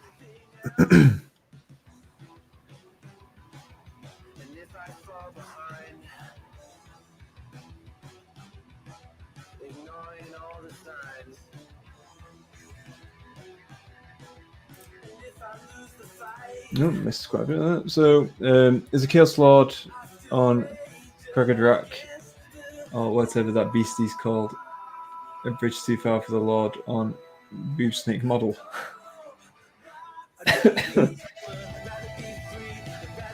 Chaos Lord on Krogadrak. Oh, to be honest, I don't do Chaos, so No, I don't think so. I mean, you just call the boob monster Krogadrak. That's fine. Like we play narrative, so like I'm so open for anything being anything, and like it's just proxying, and like it still counts. I would think if you're gonna proxy that, then just if you went to, I don't know, not a tournament, but just like to a friendly local game, people would be all right with that, I'm sure. And if they aren't, well, you won't want to be playing with them anyways. That's my opinion. Yeah, all I say is just as long as it's on the right base, because at the end of the day, that's where the measurements and other bits is from as well. Exactly. As long as you're not trying to gain any specific advantage out of it, whatever, go for it. Do it up. Forge ahead. Especially if it looks cool. Because end of the day, rule of cool always trumps everything.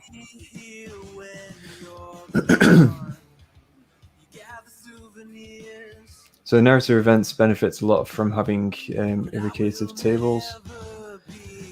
Definitely, yeah. Just having that sense of having the setting there displayed out makes it so much nicer. That's why I've wanted to get all of my terrain more or less done. Yeah, as long as the base is correct, we're good. But yeah, the terrain thing is yeah, it's definitely on the agenda.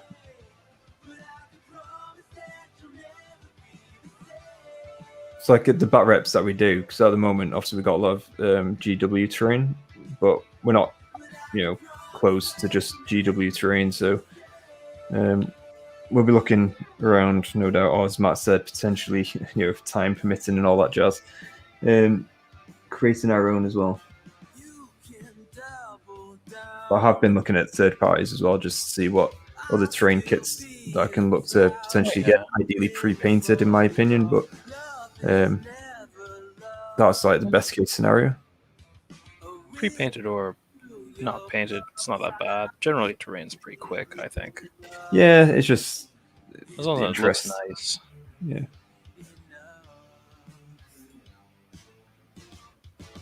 I love cool terrain pieces, but for me personally, spending too much time on terrain in terms of painting. I suppose it depends on if I had a fully, if I didn't have like 20 armies to paint, then I might feel differently. But I think it's because sounds like that's a you problem. No, that's what I'm saying. It is very much just me. Yeah, it's very much just me. I was thinking more like if I didn't have this kind of, like dedication is a nice way to put it. Addiction. Dedication is a nice way to put it, Matt. Debilitating, corrupting addiction. In all honesty, it's because before it was very much just like the reason why I didn't invest in so much models in the past is just because I did obviously, but ours tend to be over like a decade, not over like a few years. But the reason why now is just because contrast paints. That is purely it. Just because I've managed to get through a lot of army. When I see a new army now, I don't think of it as being daunting or anything. I think, ooh, I like that. I'm going to use that's this model now on screen. Obviously, that's Mortain, the Leash Emperor. My kind of Leash Lord who's in the Amethyst Peninsula. All contrast and everything like that as well. So it's very much just having fun with that. And just going through so many different armies with contrast paints and all that stuff, it's just, it's changed my painting world and visions of armies in terms of, getting them done. Mm-hmm.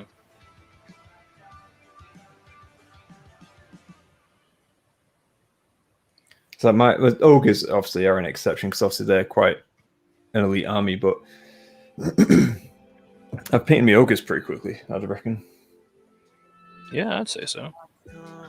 Because they're all painted apart from this giant from that mega box, and that's 1,000. Just all that stuff together is about 1,350 points or something like that.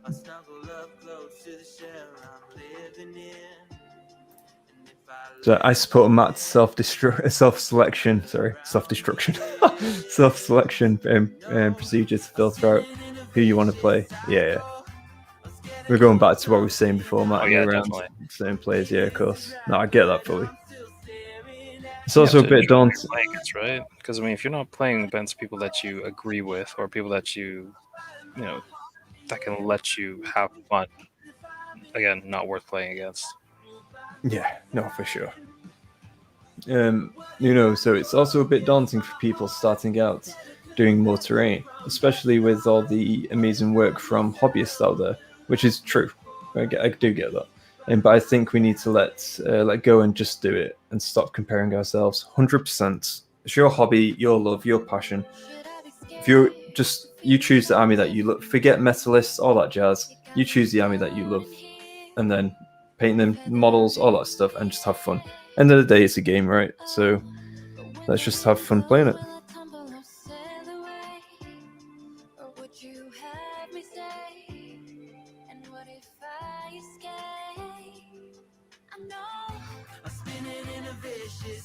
Make the events you want to play in. That's the slogan.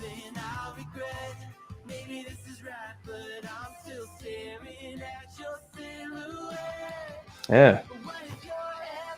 So the barrel is almost done as well. Dear me. I need to drink water.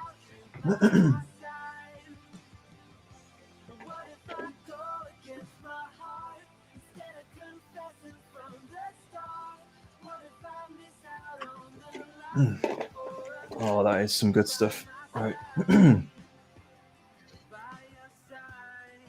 So you're done the barrel now. What are you working on next? Oh no, I'm about to finish it. Yeah. I'm just choosing the brown now that I'm gonna do the barrel with.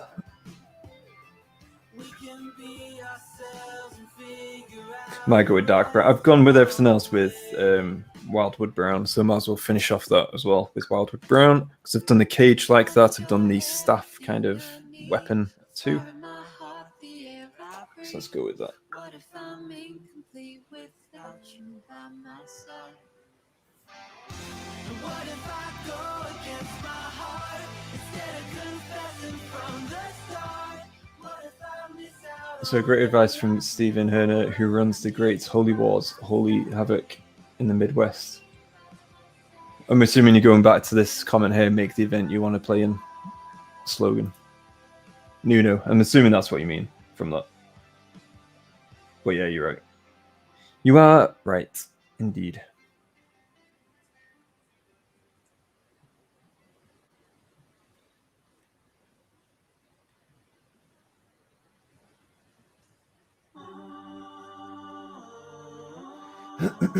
Pardon me.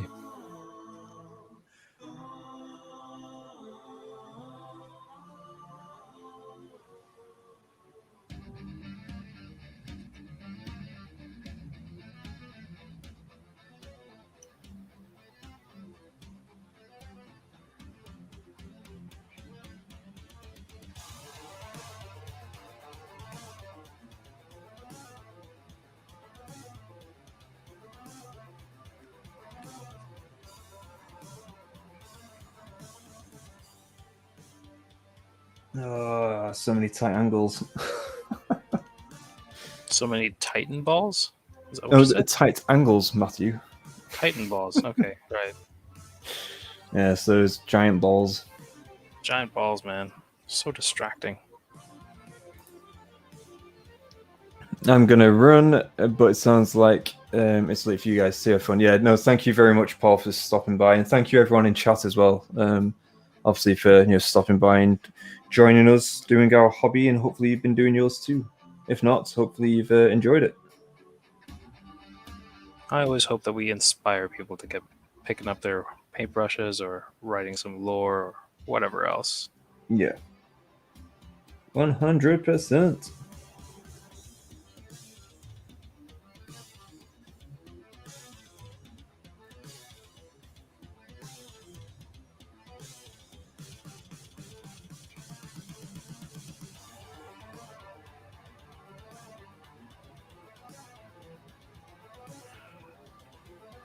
It was pretty cool little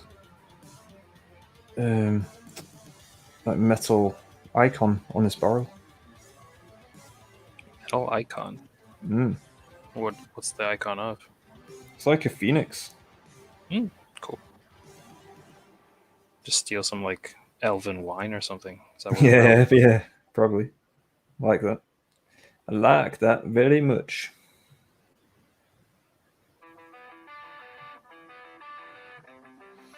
Yeah,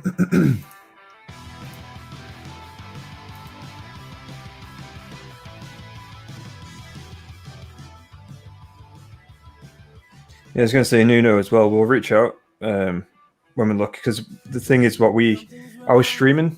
We tend to do it like it's kind of last minute things most of the time, but we'll try and be a bit more organized. So obviously you can plan for yourself to come on stream as well. Yeah, just let us know like what time works for you best. Like, it depends on time zones and everything, right? Because I don't know where you're from, but we usually stream at about this time because it's later at night and we're both a bit free. Bit of free time. Yeah. I think he said afternoons from memory, but Nuno obviously corrects me if I'm wrong. Like our afternoons. Oh, sorry, his. It means so his. This about our time now, around 9 o'clock. Or not now, obviously, but when we normally stream, that time is around his afternoon, I believe. Ah, okay, gotcha.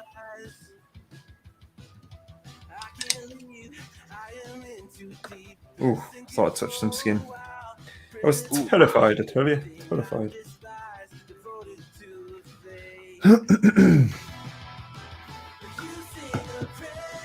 Yeah, that's cool. So Nino says, that'd be awesome. Though these times are good. Awesome. Good stuff. Cool.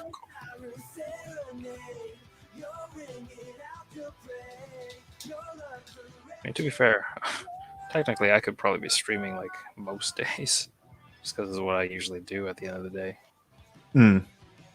In truth, yeah. I mean, it depends, because I think for me as well, I do tend to do most of my hobbying, as like Matt says there, around 9. And I mean, especially if obviously if the wife's got work the next day, then definitely, because she get up crack of dawn. But yeah, I think we're pretty good with that. 9 o'clock most days. It's just a case of, again, it's just I suppose I'm not necessarily be doing my painting, because Matt as well. I think what I'll look to do is, do some of the, as we were saying then, might even stream a bit of gaming in the background. Yeah. Also might do some also like creative writing and stuff like that as well, and whilst we're doing the hobby hangouts. Obviously, won't be necessarily typing on screen, because you wouldn't want to see that. It's not the most exciting thing in the No, world. exactly that. Yeah. So, but no, you know what I'm saying though. But I can encompass everything into there, and then get a lot of streaming. It's just if it's something that people really want to see and hang out with us and all that kind of stuff, is this is still brand new to our channel. Get involved with the creative process of like writing sure. lore and things like that. That'd be cool too. Be all up Yeah. for that. Because I was going to say, this is very battle reports, or if I'm writing down lore or anything like that, or even if I'm updating the map, be happy to stream that, or just get ideas from people. Oh yeah. But that's it, isn't it? Though, Matt, it's just like, it's still, for us right now, this is still quite brand new to our channel. This kind of format.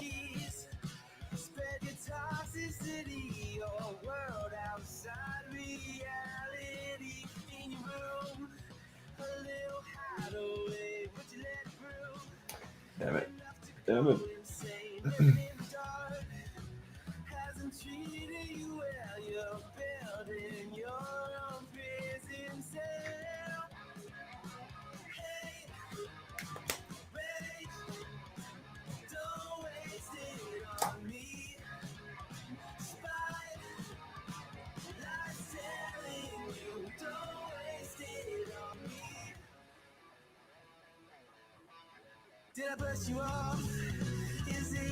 Cool.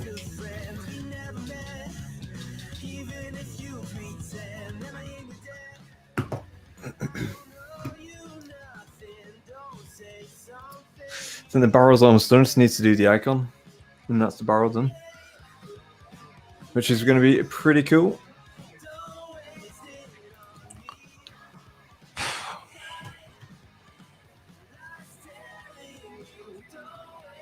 All right, let's get this barrel done then. So I want the silicon grey.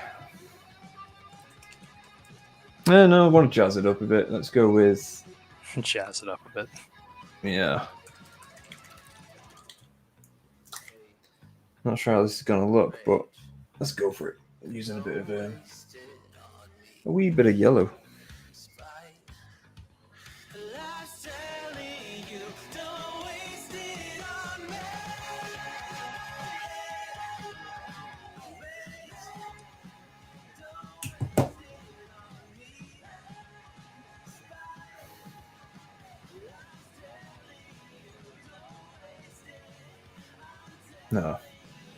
No, don't like that. Don't like it. Don't like it. No, I was going to say, no, it's too samey with the rest of the colours that I've got, and I'm just like, yeah. Too much brown. Yeah, the brown. To be honest, the brown's alright. At the end of the day, it's alright. It's just I just don't think it's with the yellow. It doesn't really pop with the brown.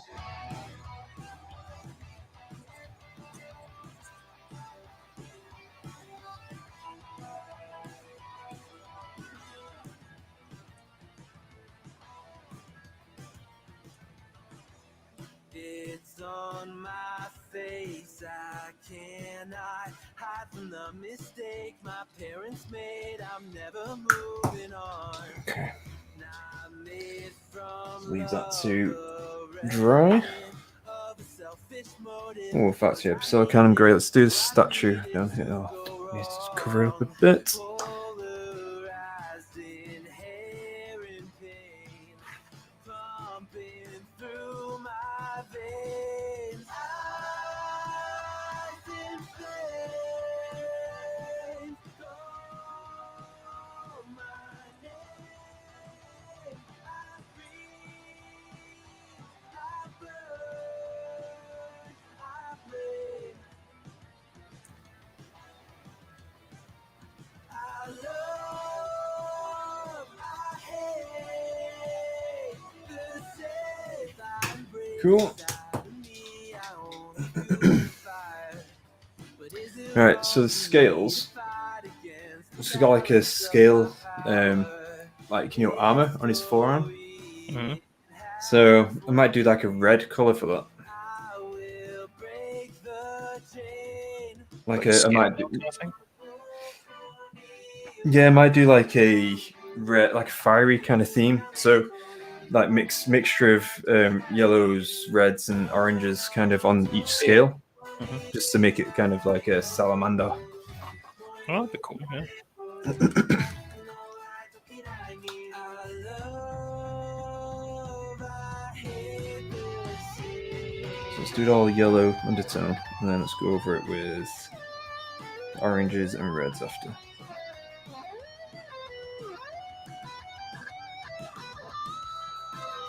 Come on, be a bit more careful than that, you douche.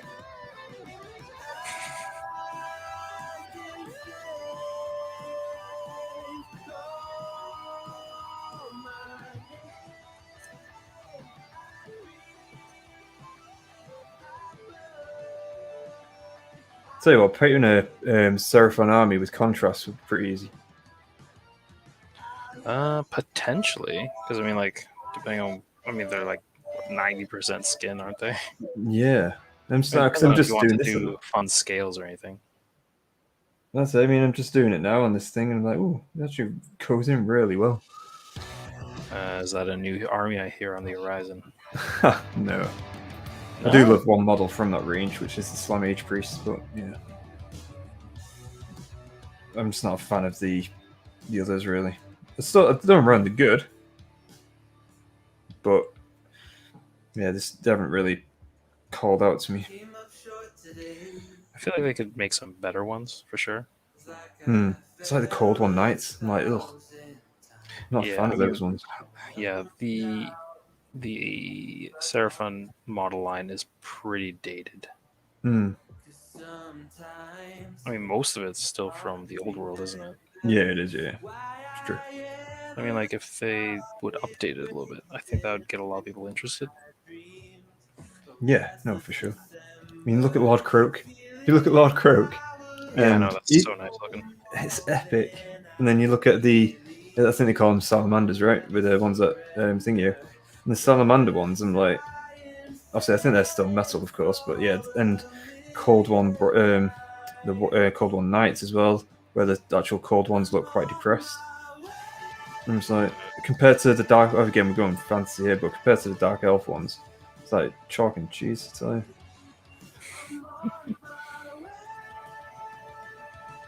Some crazy shit, man, crazy shit.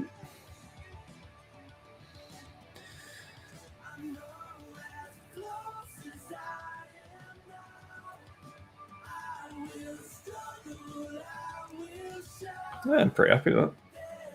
And then I'm going to do some oranges and reds over the top, dotted them around some scales. Pretty sweet.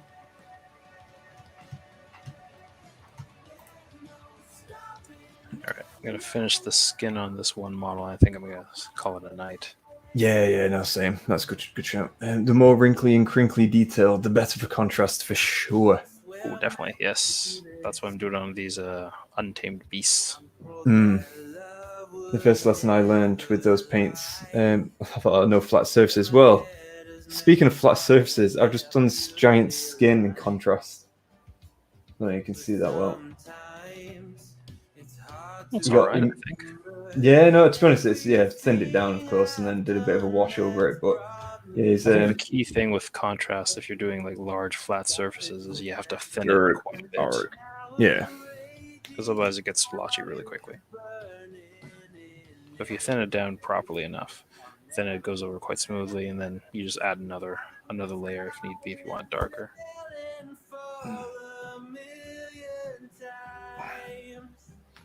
Oh, bit of a crack there.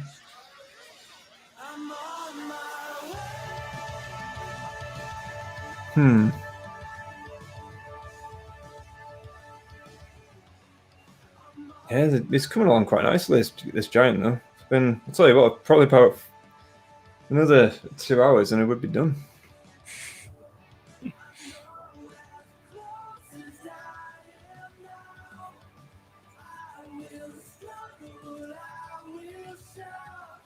Going to do a lot of dry brushing because his weapon, the weapon of choice given him was basically it's like a part of a wall. It's like a chain with new attached to a wall. Don't know if you can see it. Oh, no, wrong way. Oh, dear Lord. Oh, yeah. There you go, you can see it there.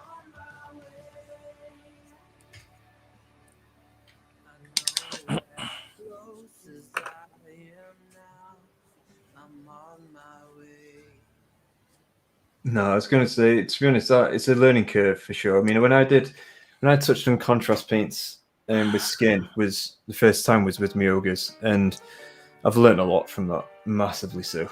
And I'm going to apply what I've learned there for when I do the Idoneth. Because also with the eels skins, and also then well, basically it's so much skin for Idoneth as well. So in terms of creatures and also the flesh of the Numarity warriors and stuff, that I've had to learn quite a lot. And ogres were the first protocol, and I've learned quite a lot from that. And then this giant, for sure, I've learned a lot just doing this now to the scale. So yeah, it's good. It's just practice, isn't it? So it's all about practice, and you only get better by practice with all painting, not just contrast, but everything. For sure. I just love this. Flattened Noblar that I've got on underneath his foot. I don't know if you can see it properly. I can't see it. That's too small a detail to see. Can you not see that? I can understand like that. Those are the kind of details that make these kind of models, fun to paint. Oh yeah.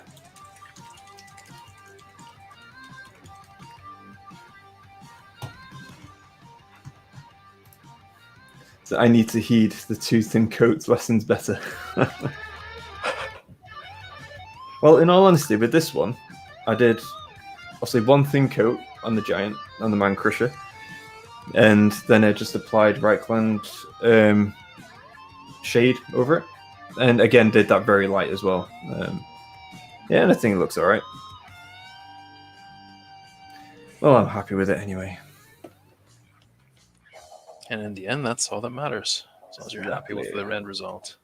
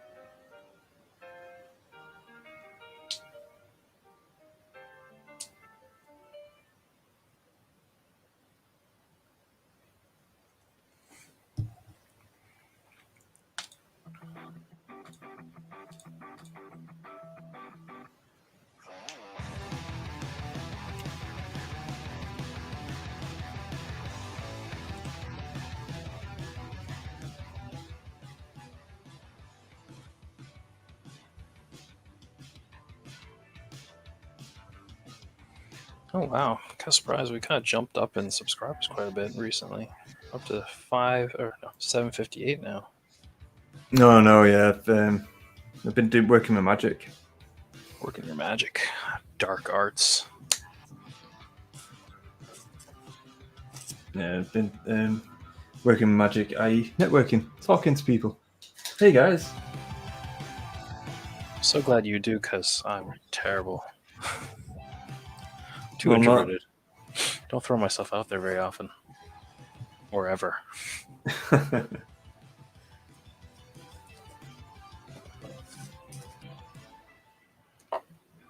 Sorry, because I mean I love doing it. That's the thing. It's just love getting involved in that kind of thing.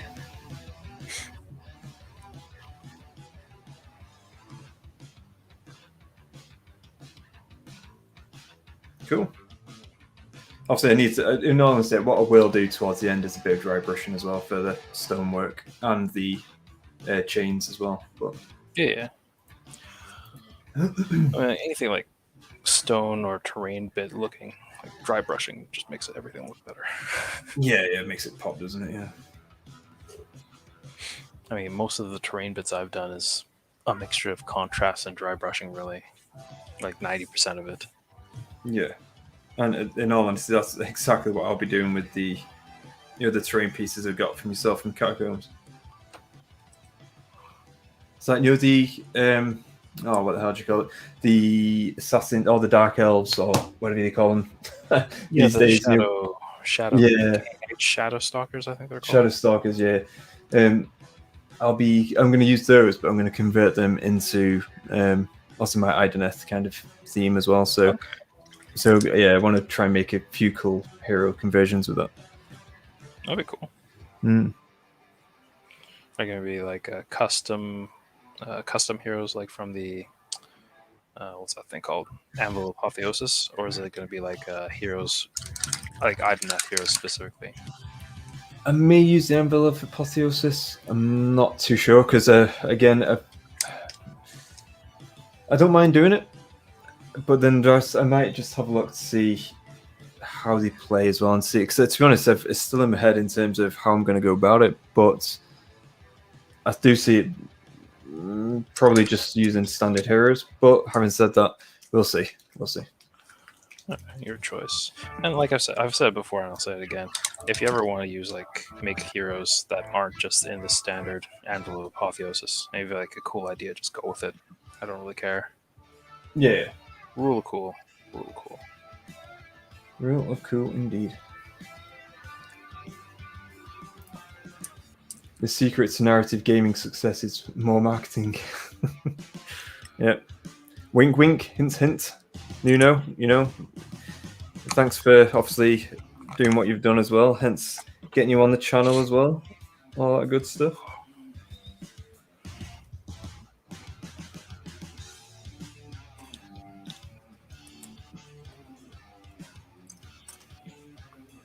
Obviously, then once sorry, Matt, go on. No, you go ahead. I was just saying, once Nuno's on the channel, obviously then the guys, obviously when they join and obviously watch the video afterwards, they'll obviously understand exactly what we're talking about.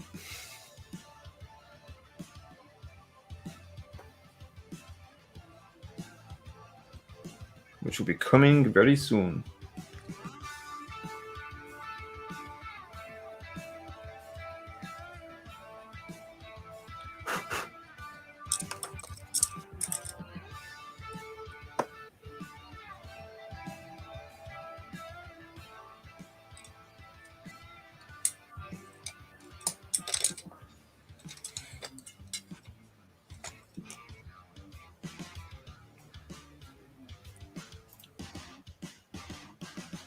It's a pleasure to spread the good word of all good stuff you guys do. I appreciate that. Thank you.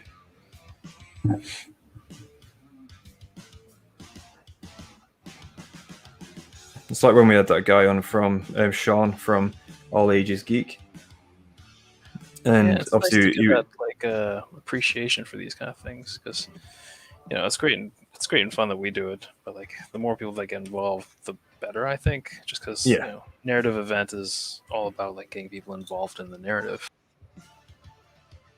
No, 100%, and on top of that as well, it's it's just one of those. It's just, as Matt was saying there, obviously getting people involved, and then once that happens, it'll flesh out the pocket realm, all that kind of stuff, and it's just something I'm really obviously keen on doing.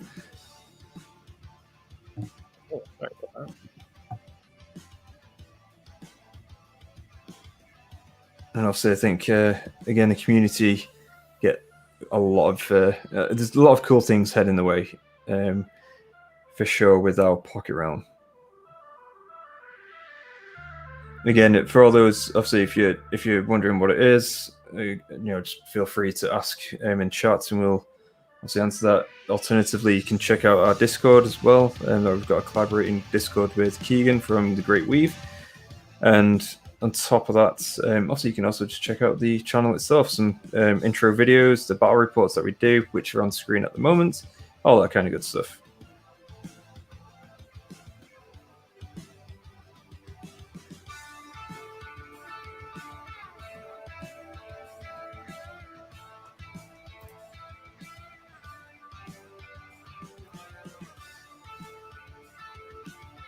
So all the viewers still with us. There are a lot of awesome narrative gaming spread out there. We have evidence, but it's scattered, and you have to go find it. It's very true.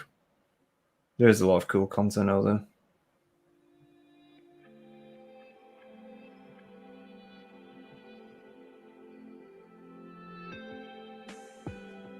Dare I say it?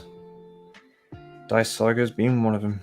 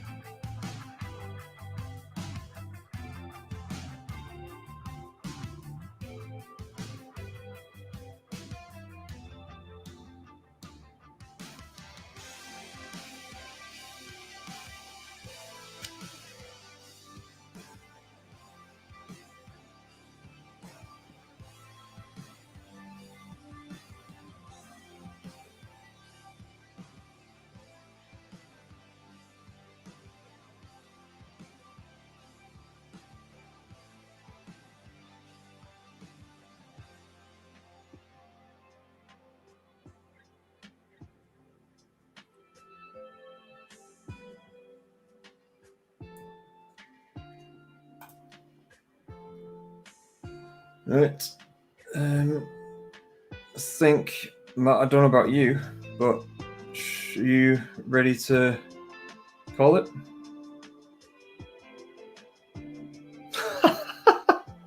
I just realised it's not even there. Oh, dear me. It's like that's just a pure sign, right? That I'm ready to call it. Oh, wow. I'm talking to myself.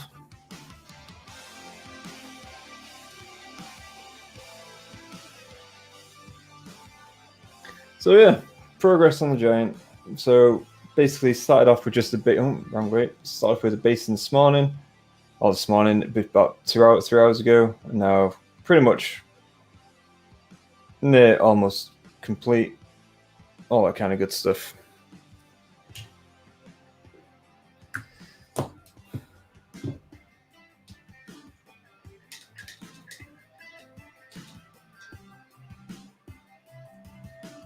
Yeah, I think we're ready to call it in a sec, which is always a shame because, in all honesty, I'd love to stay up because obviously right now it is 5 to 1 in the morning in the UK, so it's quite late.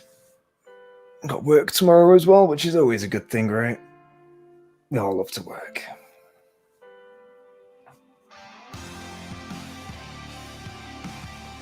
I was waiting until Matt returns. So whilst I'm waiting, I'll just do a bit more touching up on the giant's armor.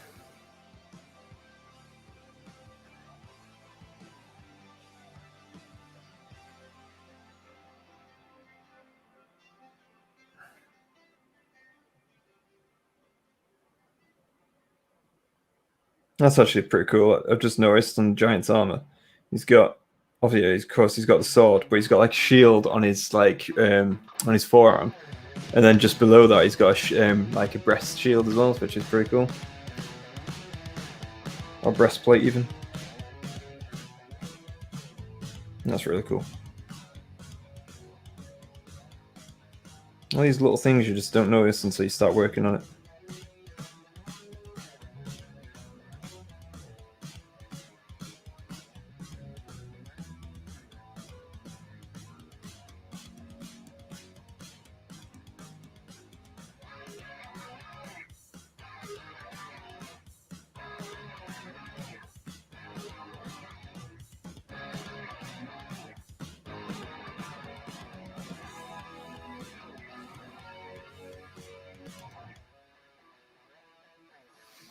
Oh, dearie me.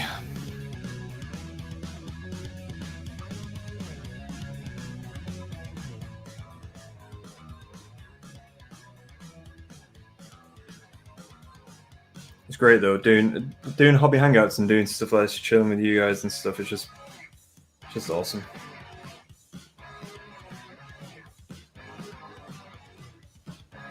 Get a lot of hobby done.